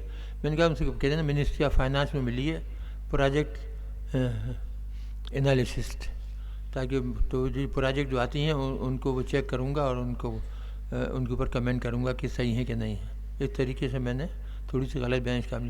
لیکن میرے لیے بہت بڑی پرابلم تھی کہ ہم چھٹی پر آئے تھے، ہمارے صرف کپڑے تھے تھوڑے سے، میرا سب لٹریچر وہیں باہر رکھا ہوا تھا سوائے اس پٹواری کی کتاب کے جو کہ گھر پہ تھی جس میں لکھتا تھا. بیگم گئی، میں نے کہا کہ وہ جو پٹواری کی کتاب وہ ضرور لے آنا، بغیر اس کے کام نہیں چلے گا. لٹریچر سب کچھ وہیں رہ گیا اور یہ میرے لیے بہت بڑا چیلنج تھا. خیر وہ مجھے ایڈوائزر لگا دیا گیا اٹامک انرجی کمیشن کا، اور 6 مہینے کوئی کام ہی نہیں ہو، صبح سے شام تک بیٹھے رہو. اگر گلاس خرید کے لائے 12 تو وہ جو صاحب انچارج تھے وہ پوچھتے کہ کتنے کا لے کر آئے. ان کے 4 روپے فی گلاس. ان کسی آدمی کو جاؤ بازار جاؤ چیک کر کے آؤ. اس نے کہا جی کہ یہ تو 3 روپے 80 پیسے کا تھا. تب اس سے جھگڑنا کہ تم 4 روپے کا کیسے لے آئے. کہیں سے دوسری جگہ کے لے کے آ رہے تھے، چیک کر کے آتے. پینسلوں کا یہی بلب لگائیں تو اس میں یہی باتیں. تو 6 مہینے میں بہت پریشان رہا، کوئی کام وام نہیں. تو میں نے پھر اٹھا کے بھٹو صاحب کو خط لکھ دیا کہ جی میں واپس جانا چاہتا ہوں کہ کام وام کچھ نہیں ہو رہا، اور یہ گلاس کی اور بلب کی قیمت دیکھی جاتی ہے بس. اور کیونکہ میں ایڈوائزر لگا تھا ٹاؤن کمیشن کا، مجھے 6 مہینے کے بعد 3000 روپے تنخواہ دی گئی. اتنا بالدار ہو گیا میں کہ ماشاء اللہ بیان نہیں کر سکتا. تو وہاں سے پھر بھٹو صاحب نے یہ پروجیکٹ جو دی علیحدہ کر دی. پہلے مجھ سے کہا کہ جی آپ اٹارنی کمیشن کے چیئرمین بن جائیں. میں نے کہا جی یہ تو اس پروجیکٹ کو کل کرنے کا بالکل پہلا نسخہ ہے، کیونکہ لوگ فوری جانیں گے کہ میں نے کس فیلڈ میں کام کیا ہے، اور وہ اسی وقت اس پہ نگرانی لگا دیں گے کہ کہیں سے ہم وہ اس سے متعلقہ سامان نہ لائیں. تو پھر کیا کریں، میں نے کہا جی اس کو علیحدہ بنا دیں. تو اس طریقے سے کہوٹے کی جو لیبارٹری تھی، انجینئرنگ سے لیبارٹریز کی بنیاد پڑی. اب میرے لیے سب سے بڑا مشکل کام تھا، کوئی اسٹاف نہیں تھا میرے پاس. تو کچھ لوگ جو تھے وہ شروع سے میرے پاس تھے، جو اٹامک کمیشن سے آئے تھے. میں نے ان سے پوچھا کہ آپ میرے پاس رہنا چاہتے ہیں یا واپس جانا چاہتے ہیں. سب نے کہا کہ نہیں ہم تو آپ کے پاس ہی رہیں گے، کام کریں گے. اور اس کے بعد ہم نے بھرتی شروع کی ہے. وہ ادھر ادھر سے، جیسے ہمارے انوار الحق صاحب ہیں ان کو لیا، ایک عالم صاحب تھے انگلینڈ سے ان کو لیا، کچھ پاکستانی لوگوں کو لیا سب. تو ایک بہت اچھی ٹیم تیار کر لی ہم نے، کوئی 15-16 ایسے لوگوں کی جو کہ ملک کا کریم تھا. اس سے بہتر ٹیم اس وقت ملک میں نہیں تھی، اور میرے خیال سے نہ اس کے بعد بنی اور نہ بن سکے گی کبھی. جو یہ ٹیم تھی ان کا وہی جذبہ تھا، اس کا وہی جذبہ تھا جس طرح پاکستان بنانے والوں کا. ایک دن یہ ایک بورڈ بنا دیا تھا بھٹو صاحب نے، جو ہماری سپورٹ کرتا تھا اور مجھے سہولتیں دیتا تھا، غلام اسحاق صاحب، ایجین قاضی اور آغا شاہی صاحب. تو ایک دن آغا شاہی صاحب نے مجھ سے پوچھا کہ ڈاکٹر صاحب یار بتا دو، اگر کچھ کام وام ہو جائے گا، کچھ کر لو گے تو ٹھیک ہے، ورنہ ہم امریکنوں سے کچھ بارگیننگ کر کے کچھ ایئر کرافٹ وغیرہ لے لیں، وہ ہمیں آفر کر رہے ہیں. تو میں نے ان سے عرض کی کہ شاہی صاحب یہاں فیل ہونے کی گنجائش ہی نہیں ہے. اگر ہم فیل ہوئے تو آپ یہ سمجھ لیجیے کہ پاکستان گیا، یہ پھر 5 سال بھی نہیں بچ سکتا. اس میں ہمیں ہر حال میں کامیابی حاصل کرنا ہے، اور ہمارا مصمم ارادہ ہے کہ ہم اس میں کامیابی حاصل کر کے چھوڑیں گے. تو اس طریقے سے ہم لگ گئے. دن رات ہم 18 20 گھنٹے کام کرتے تھے ہمارے سب ساتھی، اور ہم نے اتنی اعلیٰ لیبارٹریز اور فیسلٹیز بنائیں. کیونکہ میں 15 سال یورپ میں رہا تھا، تمام کاموں سے واقف تھا، اپنی فیکٹری کی، اپنی کمپنی کی فیسلٹی سے واقف تھا. میں نے بہت ہی اعلیٰ سہولتیں بنائیں اور جتنے لوگ جو آئے انہوں نے ماشاءاللہ وہ ماہرانہ طور پر کام کیا کہ لوگ دنگ رہ گئے. سب سے پہلے تو میں نے آرمی سے انجینئرس کی ٹیم لی. انہوں نے اتنی تیزی سے بلڈنگیں بنائیں کہ فرینچ فرسٹ سیکریٹری تھا, وہ CIA کا ایجنٹ تھا, اس نے اٹھا کے CIA کے ہیڈ کو جو تہران میں ہوتا تھا لکھ کے بھیجا کہ کہوٹے میں عجیب بات ہو رہی ہے کہ دن بہ دن کی ترقی نظر آ رہی ہے, اتنی تیزی سے کام پاکستان میں کہیں نہیں ہوا, میری سمجھ میں نہیں آ رہی کیا کر رہا ہے, میں معلوم کرنے کی کوشش کر رہا ہوں. یہ تک اس نے لکھ کے بھیجا. پھر ایک دن وہ اپنے فرینچ ایمبیسڈر کو لے کے گیا راستے میں, ہمیں پتہ تھا, میں نے غلام صاحب سے کہا تھا کہ اس طرح وہ کر رہے ہیں, تو انہوں نے کہا کہ ان کو اب کیسے آئیں تو کمبل ٹریٹمنٹ دے دینا. تو ہم نے اپنے صوبیدار سے کہہ دیا. جب وہ ایمبیسڈر اور وہ فرسٹ سیکریٹری آیا, وہ کوٹے کی طرف جانے لگا تو انہیں روک کے ان کی ایسی پٹائی کی کہ ان کے دانت مانت توڑ دیے اور سرمر میں بھی تھوڑی سی کریک مریک آ گئے. جب بھٹو صاحب جب جنرل ضیاء کو بتایا تو انہوں نے کہا کہ یار کاش ان کی جگہ امریکن ہوتے تو بڑا مزہ آتا. تو بہرحال ہم نے 78 کے اندر سب سے پہلے کامیاب سینٹریفیوج بنائی.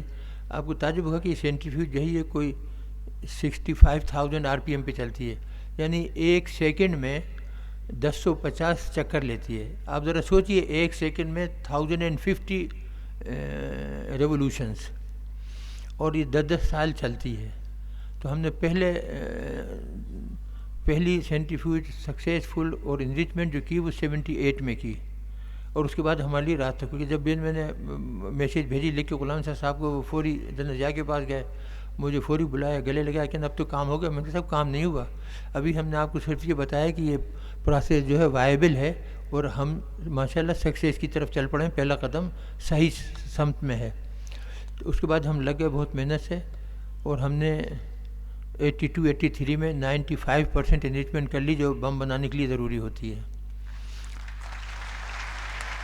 اور ہم نے کولڈ ٹیسٹ بھی کر لیے جو کہ ہائیلی سکسیزفل تھے.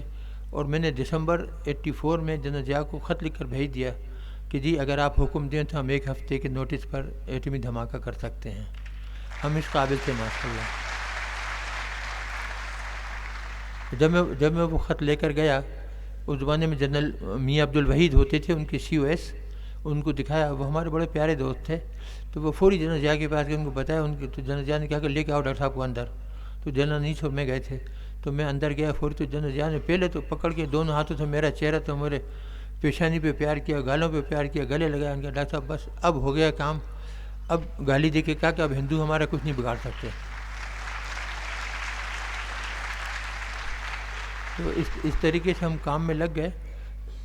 85 میں ہم بآسانی, 84 میں بھی ہم دھماکے کر سکتے تھے, لیکن جب یہ بات ہوئی, اس کے اوپر مشورہ ہوا, تو افغان وار جاری تھی. تو صاحبزادہ یعقوب اور غلام صاحب نے کہا کہ ہماری ایڈ وغیرہ بند ہو جائے گی, اس وقت وہ جنگ میں لگے ہوئے ہیں, ہمیں مدد دے رہے ہیں, یہ وہ. تو وہ بات ٹل گئی. پھر 98 میں جب ہندوستان نے دھماکہ کیا تو پھر ضرورت پیش آئی. اب اس میں میاں صاحب بہت ٹال مٹول کر رہے تھے, اور ایسا لگ رہا تھا کہ یہ کرنے کے لیے تیار نہیں ہے, بلکہ اس سے تھوڑی سی امریکہ سے مدد مانگنے کے لیے تیار ہے کہ کچھ مدد مل جائے تو ہم نہ کریں. میرا اپنا یہ خیال تھا, اور گوہر ایوب صاحب کا, کہ جی اگر ہم نے اس وقت نہیں کیا تو پھر کبھی نہیں کر سکیں زندگی بھر. یہ کہا جائے گا کہ جی ہم بلف کر رہے تھے, ہمارے پاس کچھ تھا نہیں, اور کوئی بھی آئے گا تو وہ انرچ یورینیم جو ہے وہ دے دے گا انہیں کہ امریکنوں کو, اور ڈپلیٹڈ یورینیم رکھ دے گا اور کہہ دے گا کہ ہم نے دھوکہ دیا تھا. تو ہم لوگ اڑ گئے. تو پھر بھی وہ مان نہیں رہتے. پھر میں نے ایک بہت سخت خط لکھا جو گوہر ایوب صاحب نے اپنے بیان میں دیا ہے, جو موجود ہے نیٹ پر, کہ جی جب میں گیا وہاں میاں صاحب سے ملنے, تو شہباز شریف نے بتایا کہ جی ہم تو بارگیننگ کر رہے ہیں کلنٹن سے, اگر اچھے پیسے کچھ سامان مل گیا تو ہم نہ کریں گے. تو دیکھیے اب کیا رزلٹ تھا. تو میں نے پھر جب مجھے پتہ لگا تو میں نے خط لکھا بہت سخت کہ جی اگر آپ نے اس وقت نہیں کیا تو میں تمام سائنٹسٹ کو لے کے اپنے ریزائن کر دوں گا, اور پریس کانفرنس بلا کے سب کو بتا دوں گا کہ ہمارے پاس ہر سہولت موجود ہے, ہم 1 ہفتے کے نوٹس پہ دھماکے کر سکتے ہیں. اور حکومت جو ہے یہ لیٹ گئی, پریشر میں آ گئی. تو پھر کہیں جا کے وہ مانے, اور اس طریقے سے 28 مئی کو یہ جو ایٹمی دھماکے ہوئے تو اللہ تعالیٰ نے ہمیں کامیاب کیا.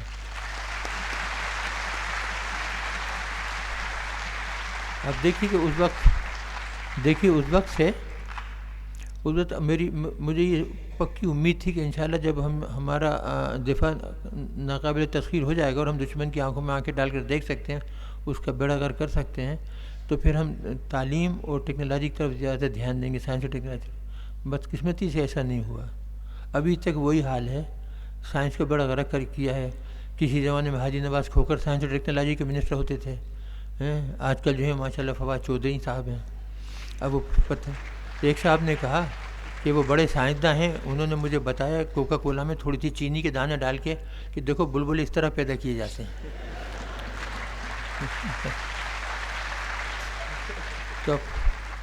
تو حالانکہ ملک کے اندر بہت سارے سائنسداں ہیں، اچھے لوگ ہیں۔ دیکھیے میری سکسیس کا راز یہ تھا، ایک تو یہ کہ میں تجربے کار تھا اور میں ڈٹرمنٹ تھا کہ میں نے پاکستان کی مدد کرنی ہے۔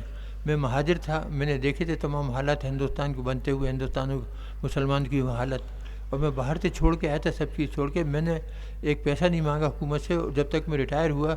میں نے، میرے ساتھی بیٹھے ہیں انوار الحق صاحب اور سب پوچھ لیں، میں نے ایک پیسہ کبھی حکومت سے فالتو نہیں لیا، ایک گز زمین نہیں لی، اور اللہ کا شکر ہے۔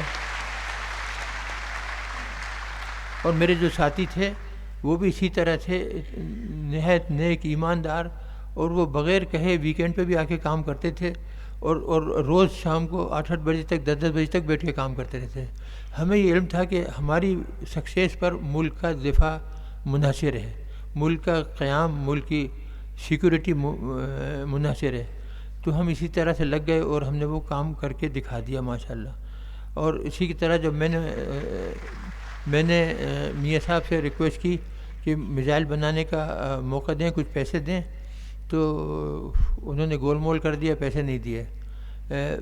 جب بے نظیر صاحب تھیں تو میں نے پھر ان سے ریکویسٹ کی کہ آپ ہمیں ان سے پہلے کہ آپ ہمیں میزائل بنانے کے لیے کچھ فنڈ دیں تاکہ ہم ڈیلیوری سسٹم بھی ہو، ورنہ ایٹم بم اگر ویسے ہی رکھا ہوا ہے تو اس کا کیا فائدہ ہوگا، کچھ بھی نہیں ہو سکتا۔ تو جب میں ان کے پاس گیا، انہوں نے کہا کہ بیگ صاحب سے پوچھ لیں، اگر وہ آپ کو سپورٹ کرتے ہیں تو پیسے فوری حاضر ہیں۔ بیگ صاحب اس کے لیے تیار تھے، میں بیگ صاحب سے پہلے بات کر چکا تھا۔ انہوں نے کہا کہ بیگ صاحب نے کہا فوری ان کو فون کر کے، جی میں تیار، میری مرضی ہے اور میں اس کو بہت اچھا پروگرام سمجھتا ہوں، تو ڈاکٹر صاحب کو فوری پیسے دے دیے جائیں۔ تو ہم نے پھر یہ 500 کلومیٹر رینج کی میزائل بنائی، جس سے چائنا کے ساتھ کوآپریشن کی۔ ہم نے کہا کہ شروع میں کم از کم یہ تو ہو جائے گا کہ ان کے دہلی وغیرہ تک ہم مار سکتے ہیں اور ان کو ڈرا سکتے ہیں۔ اور بعد میں ہم نے پھر 1500 کلومیٹر کی یہ غوری میزائل جو تھی وہ بنائی، اور یہ ہم نے 6 اپریل غالباً 98 کو فائر کی، تو وہ گئی بلوچستان میں جا کے دلبندین کے قریب ٹارگیٹ پہ جا کے گری۔ بس جب یہ میزائل فائر ہوئی، ایک تو کسی کو پتہ ہی نہیں تھا کہ ہم کوہٹے میں یہ کام کر رہے ہیں۔ اس میں بڑی محنت کی تھی، ہمارے بزم الاسلام تھے اور ہمارے کرنل قاضی تھے اور بریگیڈیئر بہرام تھے اور کھوکر صاحب تھے اور ہمارے ڈاکٹر انوار الحق صاحب تھے۔ اس میں شرامک کا بڑا کام تھا، تو انہوں نے اس پر بڑا اعلیٰ کام کیا ماشاءاللہ۔ تو اس طریقے سے ہم نے وہ میزائل فائر کی، جب وہاں گری تو ہندوستان کا تو دم ہی نکل گیا۔ اور جب وہاں اس وقت ہمیں لوگوں نے بتایا کہ ایک سفارتی فنکشن میں وہاں ایک ہندوستان کے ایئر چیف نے بتایا کہ اب تک تو ہم پاکستان پہ بہت بھاری تھے، ہم جب چاہتے ان کے اوپر حملہ کر کے تباہ کر دیتے اور ان کا جہاز اڑنے بھی نہیں پاتا اور ہم ان کو وہیں گرا دیتے، لیکن آج جو پاکستان نے یہ موبائل میزائل لانچ کی ہے 1500 کلومیٹر کی، اب وہ ایڈوانٹیج ہمارا ختم ہو گیا۔ تو یہ بات تھی۔ اب دیکھیے اس کامیابی میں 2-3 چیزوں کی بات تھی۔ ایک تو یہ کہ میرے ساتھی ہم بہت محب وطن تھے، محنت کر رہے تھے، ہم نے دن رات ایک کر دیا تھا اور کبھی سوچے نہیں تھا، کسی نے آج تک انگلی نہیں اٹھائی کہ جی ہم نے کوئی ایک پیسے کی بے ایمانی کی ہو یا کوئی غلط کام کیا ہو۔ دوسرے یہ کہ لوگ جو بھی آئے، باہر سے بھی آئے، شامل ہوئے، وہ سب اس میں اچھے لگے رہے، میزائل کا کام اچھا کیا۔ لیکن اس میں جو سب سے اہم بات تھی وہ یہ تھی کہ ہم سب لوگوں کے دل میں خوف خدا تھا، ہم سب لوگ بڑے نیک تھے۔ ہماری جو ٹیم تھی وہ وہ دل میں خوف خدا رکھتی تھی. ہم 5 وقت کے نمازی تھے, ہم تلاوت کرتے تھے, اور کبھی ہم میں سے کوئی ایک شخص بھی ایسا نہیں تھا جو کہ بد کردار ہو یا جس کے بارے میں کچھ پتہ لگا ہو کہ جی اس نے کوئی غلط کام کیا ہے یا وہ. کبھی بھی نہیں. جتنے لوگ تھے سب بہت ہی اچھے, ملنسار, آپس میں ہم بھائیوں کی طرح رہتے تھے, بات کرتے تھے. کوئی بھی میرا ساتھی جو تھا وہ مجھے اپنا باس نہیں سمجھتا تھا, اور نہ میں انہیں اپنا اسسٹنٹ سمجھتا تھا. میں ان کو سب کو میں نے بلا کے کہا کہ آپ میرے دوست ہیں, ہم مل کے کام کریں گے. آپ نے بھی باہر تعلیم کی, میں نے بھی باہر تعلیم حاصل کی ہے, ہم نے مل کر یہ کام کرنا ہے. میرے اوپر یہ ذمہ داری ہے کہ مجھے اس کا ہیڈ بنایا گیا ہے کیونکہ مجھے اس بارے میں معلومات ہیں. تو یہ ہے, لیکن ہم سب کولیگ ہیں, ساتھ ہیں, اور ایسا ماحول ہم نے پیدا کیا تھا کہ جو نہ اس سے پہلے تھا اور نہ آئندہ کبھی ہوگا. یہ وہ چیز تھی جو کہ عنقا تھی, اور وہ ہمارے ساتھی غائب ہو گئے میرے جانے اور میرے ساتھیوں کے جانے کے بعد. اب اللہ ہی رحم کرے تو دیکھیے کیا ہوتا ہے.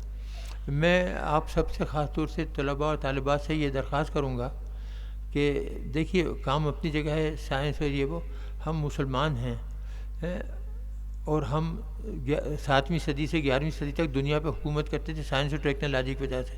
جب وہاں ہم فیل ہوئے تو آپ نے دیکھا کہ ہمارا بیڑا غرق ہو گیا. ہم اسپین سے 800 سال حکومت کر کے نکال دیے گئے, پھر ہم ہندوستان سے نکل گئے. ہم ہندوستان میں بھی 800 سال حکومت کرنے کے بعد اقلیت میں تھے, اور ہم اسپین میں بھی 800 سال حکومت کرنے کے بعد بھی مائنارٹی میں تھے.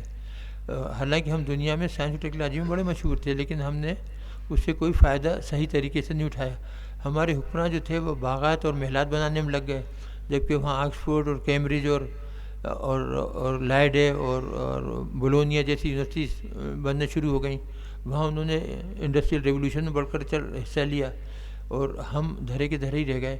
اور نتیجہ جو ہم آج تک بھگت رہے ہیں, ہم آج تک فقیر ہیں, محتاج ہیں, لوگوں سے پیسے مانگتے ہیں, اور بڑا فخریہ ہیڈنگ آتی ہے ٹی وی پہ کہ جی ہمیں $100 ملین لون مل گیا, یا خیرات مل گئی, کسی نے تھوڑا سا ڈونیشن دے دیا, تو اس پہ ہم بڑا فخر کرتے ہیں.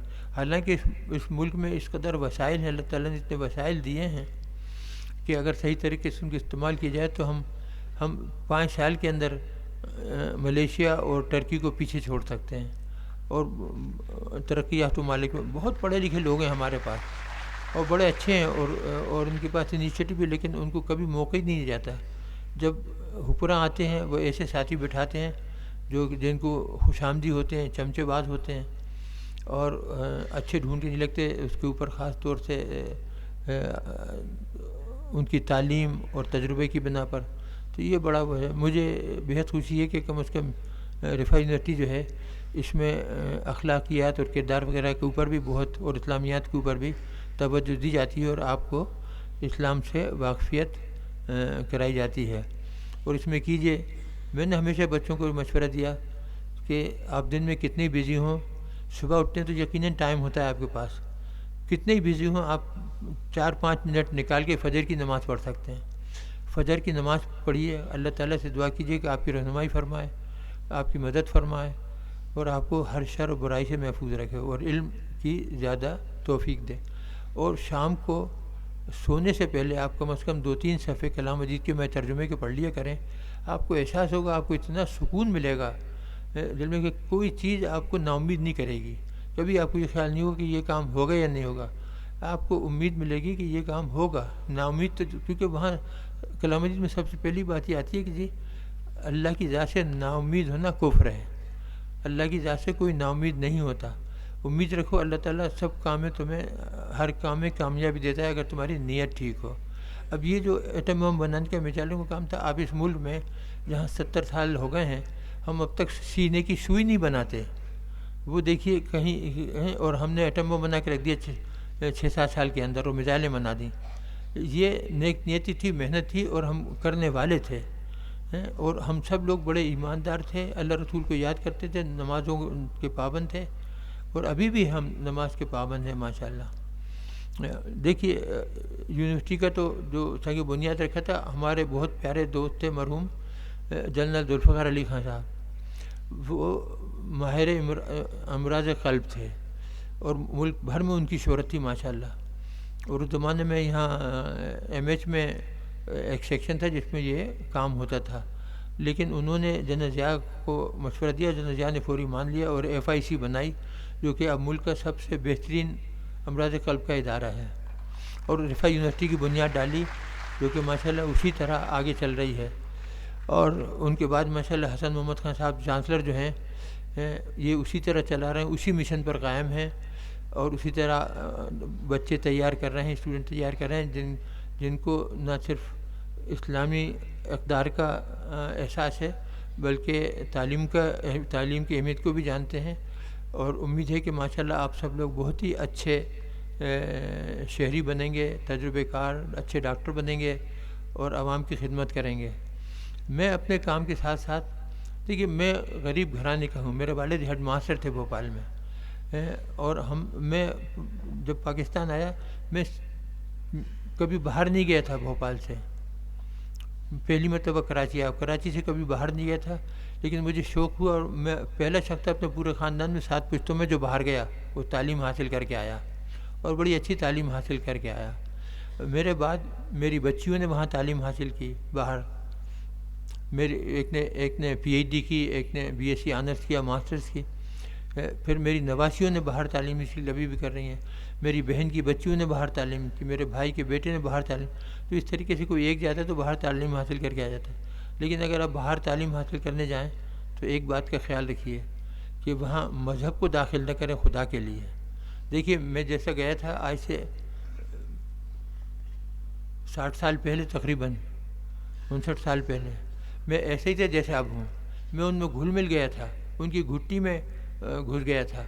میں نے زبانیں سیکھ لی تھی، میں نے ہر چیز وہ سیکھی، ٹیکنالوجی اور سائنس جو میں سیکھ سکتا تھا. انہوں نے کبھی میرے ساتھ امتیاز نہیں کیا. انہیں کبھی شک نہیں ہوا کہ یہ انتہا پسند ہے یا دہشت گرد ہے، یہ کیا ہے. اور اس طریقے سے میں ہر میٹنگ میں، کتنی سیکریٹ میٹنگ ہو اس میں شامل ہوتا تھا. سیکریٹ پلانٹ تھے اس میں جاتا تھا، دیکھتا تھا. تو یہ وہ چیزیں ہیں کہ جب آپ وہاں جائیں باہر پڑھنے تو خدا کے لیے نہ سیاست پہ بات کریں اور نہ مذہب پہ، اور نہ وہاں جتانے کی کوشش کریں کہ آپ بڑے مذہبی ہیں اور یہ ہیں. وہاں آپ جاتے ہیں تعلیم حاصل کرنے، گھس جائیں ان کے اندر، ایک طریقے سے جاسوس بن کے گھس جائیں ان کے اندر، اور جو کچھ سیکھ سکتے ہیں سیکھ کر آئیں. یہاں اگر آپ جو چاہیں، آپ چاہیں تو 1 فٹ کی داڑھی رکھ لیں، 2 فٹ کی داڑھی رکھ لیں. اپنا ملک ہے، آپ کو کھلی اجازت ہے. تو یہ میرا چھوٹا سا مشورہ ہے. باہر جائیں تو بھی مذہب سے دوری نہ ہو. جو سکون مذہب سے ملتا ہے تھوڑا سا ہی پڑھ کے، کیا آپ ایک پارہ یا 2 پارہ پڑھ لیں یا صبح کلام مجید لگا دیں. آج کل مل جاتے ہیں کیسٹ پہ، اسمارٹ فون پہ، اس میں آپ سنیں اور اللہ کو یاد کریں اور دیکھیے کہ پھر آپ کو اللہ تعالیٰ کس طرح کامیابی دیتا ہے ہر چیز میں. تو بہت بہت شکریہ. میں تہہ دل سے گزار ہوں صاحب کا، چانسلر صاحب کا بھی، وائس چانسلر صاحب کا بھی، اساتذہ کا بھی، آپ سب لوگوں کا بھی، بچوں کا بھی، بچیوں کا بھی، کہ آپ نے مجھے موقع دیا کہ آپ سے بات کر سکوں. یہ نہ سمجھیے کہ یہ ہمیں ملائیت بتا رہا ہے یا مولوی بنانے کی کوشش کر رہا ہے. نہیں، میں ملا نہیں ہوں، نہ مولوی ہوں. قاضی حسین صاحب سے ایک مرتبہ، قاضی حسین صاحب مرحوم اللہ بخشے، بہت پیارے دوست تھے. وہ میرے پاس آئے، باتیں کرنے لگے، مجھ سے کہتے ہیں جماعت اسلامی جوائن کر لیں. تو میں نے کہا آپ کی پہلے شرط یہ ہوگی کہ داڑھی رکھ لو. کہنے لگے ہاں شرط تو نہیں ہوتی لیکن ہم توقع کرتے ہیں کہ جب ہمارے ساتھ شامل ہو تو داڑھی ضرور رکھ لیں. تو میں نے کہا قاضی صاحب پرابلم یہ ہے کہ آپ کی تو داڑھی باہر ہارڈلی 6 انچ کی، اگر آپ ہمارا سینہ چاک کر کے دیکھیں تو اس میں 1.5 فٹ کی ملے گی، لیکن ہم نے پوشیدہ رکھی ہے. تو یہ بات ہے کہ مذہب اپنی جگہ، اور یہ جو ہے دین کی تعلیم حاصل کرنا، علم حاصل کرنا، یہ اپنی جگہ ہے. اور آپ علم سے ملکی اور عوام کی بہت زیادہ خدمت کر سکتے ہیں. اور ٹیکنالوجی سے ہم جو مار کھا گیا پوری دنیا میں وہ یہی ہے کہ ہم باغات اور محلات بنانے میں لگ گئے اور ہم نے یونیورسٹیز نہیں بنائیں. اور بدقسمتی کے اتنے سال کے بعد بھی، 70 سال کے بعد بھی پاکستان جو ہے آج کل ویسا ہی ہے. اس قدر ہمارے پاس ٹیلنٹ موجود ہے. بہت سی چیزوں سے ہم تکالیف سے نجات حاصل کر سکتے ہیں. ہم اعلیٰ درجے کی سائنس اور ٹیکنالوجی کی پالیسی اختیار کر سکتے ہیں، ایجوکیشن کی اعلیٰ تعلیم اختیار کر سکتے ہیں. ہم سیلاب کے اوپر قابو پا سکتے ہیں. اور یہاں جو سب سے بڑی لعنت ہے جو اس ملک کو تباہ کرنے کی، وہ ہے ہمارا سول سروس اسٹرکچر.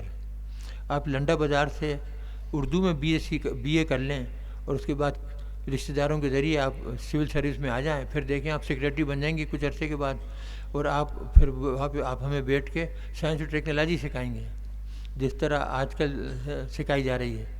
اور اسی طرح آپ کو ہیلتھ، کچھ دن کے بعد آپ کو ہیلتھ کے بارے میں بتایا جائے گا، اس کے بعد آپ کو واٹر اینڈ ٹیکنالوجی کے بارے میں بتایا جائے گا، اس کے بعد بجلی کے ماہر ہو جائیں گے.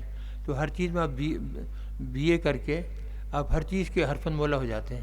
تو جو سول سروس اسٹرکچر ہے یہ بہت ہی ناقص ہے اور اس نے ملک کو تباہ کر دیا. میں نے کئی مرتبہ کوشش کی حکومت کو سمجھانے کی کہ آپ مجھے اجازت دیں، میں اس میں مدد کر دیتا ہوں، آپ کو ایسے اسٹرکچر بنا کے دیتا ہوں کہ آپ کو اعلیٰ ماہرین ملیں گے اپنے ہر فیلڈ کے، لیکن انہیں چاہیے چمچے بھی نہیں، کھرپے. سمجھا؟ تو وہ کہاں سے اچھے لوگ، ماہر لوگ یا تعلیم یافتہ لوگ لیں گے؟ ایک ہمارے ڈاکٹر فاروق ہوتے ہیں، بہت پیارے دوست، انہوں نے پشاور سے UT سے پاس کیا تھا امتحان وغیرہ. تو وہ سنانے لگے کہ بھٹو صاحب کا زمانہ تھا، کوثر نیازی صاحب وہاں گئے، جو آپ کو پتہ ہے منسٹر تھے شاید انفارمیشن وغیرہ کے.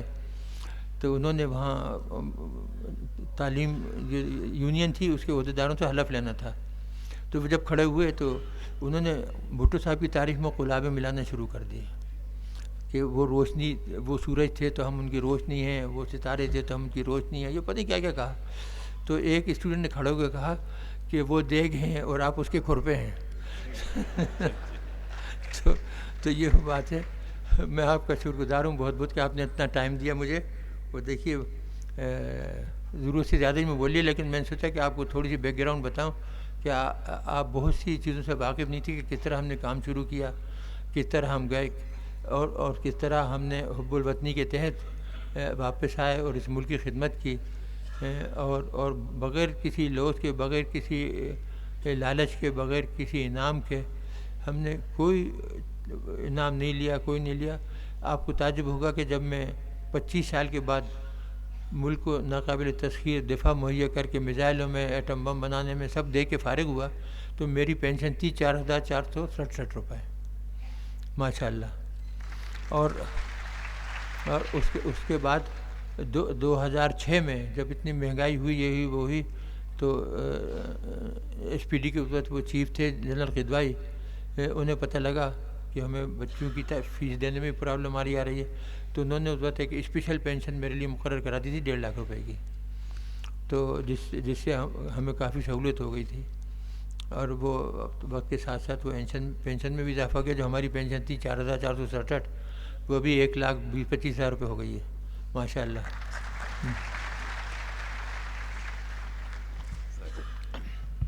تو بہت بہت شکریہ. میں چانسلر صاحب کا، وائس چانسلر صاحب کا، آپ سب کے تہہ دل سے شکر گزار ہوں. بہت شکریہ جناب ڈاکٹر عبدالقدیر خان صاحب. خواہش تو تھی کہ آپ بولتے رہیں اور ہم سنتے رہیں.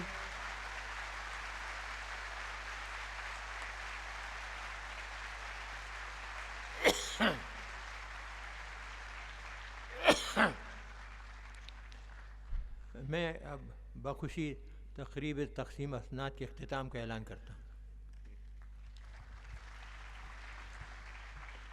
میں مہمان خصوصی مجلس انتظامی کے اراکین، مجلس علمی اور درسگاہ کے اساتذہ سے درخواست کرتا ہوں کہ وہ روانگی کے لیے علمی جلوس میں شامل ہوں. جلوس کی آمد کی ترتیب کے برعکس مہمان خصوصی اب جلوس کی قیادت کریں گے. ان کے پیچھے مجلس انتظامی کے اراکین، مجلس علمی کے اراکین، منتظم جامعہ اور ناظمی امتحانات ہوں گے. میں انشاءاللہ اس تقریب تقسیم اسناد کے اوپر جنگ میں اور نیوز میں ضرور ایک کالم لکھوں گا. آپ کو پتہ ہے کہ میں جنگ اور نیوز میں کالم لکھتا ہوں، اور اس میں تعلیم کے اوپر بھی، اخلاقیات پہ بھی، سیاست پہ بھی کبھی کبھی کم کالم لکھتا رہتا ہوں، اور وہ کافی مشہور ہیں، بہت لوگ پڑھتے ہیں. تو میں نے ابھی پچھلے ہفتے جو لکھا تھا وہ گردوں کی بیماری یعنی نیفرولوجی کے اوپر لکھا تھا، اور بہت ہی اچھا اس کے رسپانس آئی میرے پاس. اب میں انشاءاللہ رفاع یونیورسٹی کے اوپر اگلے ہفتے ضرور لکھوں گا، اور اس تقریب کے اوپر.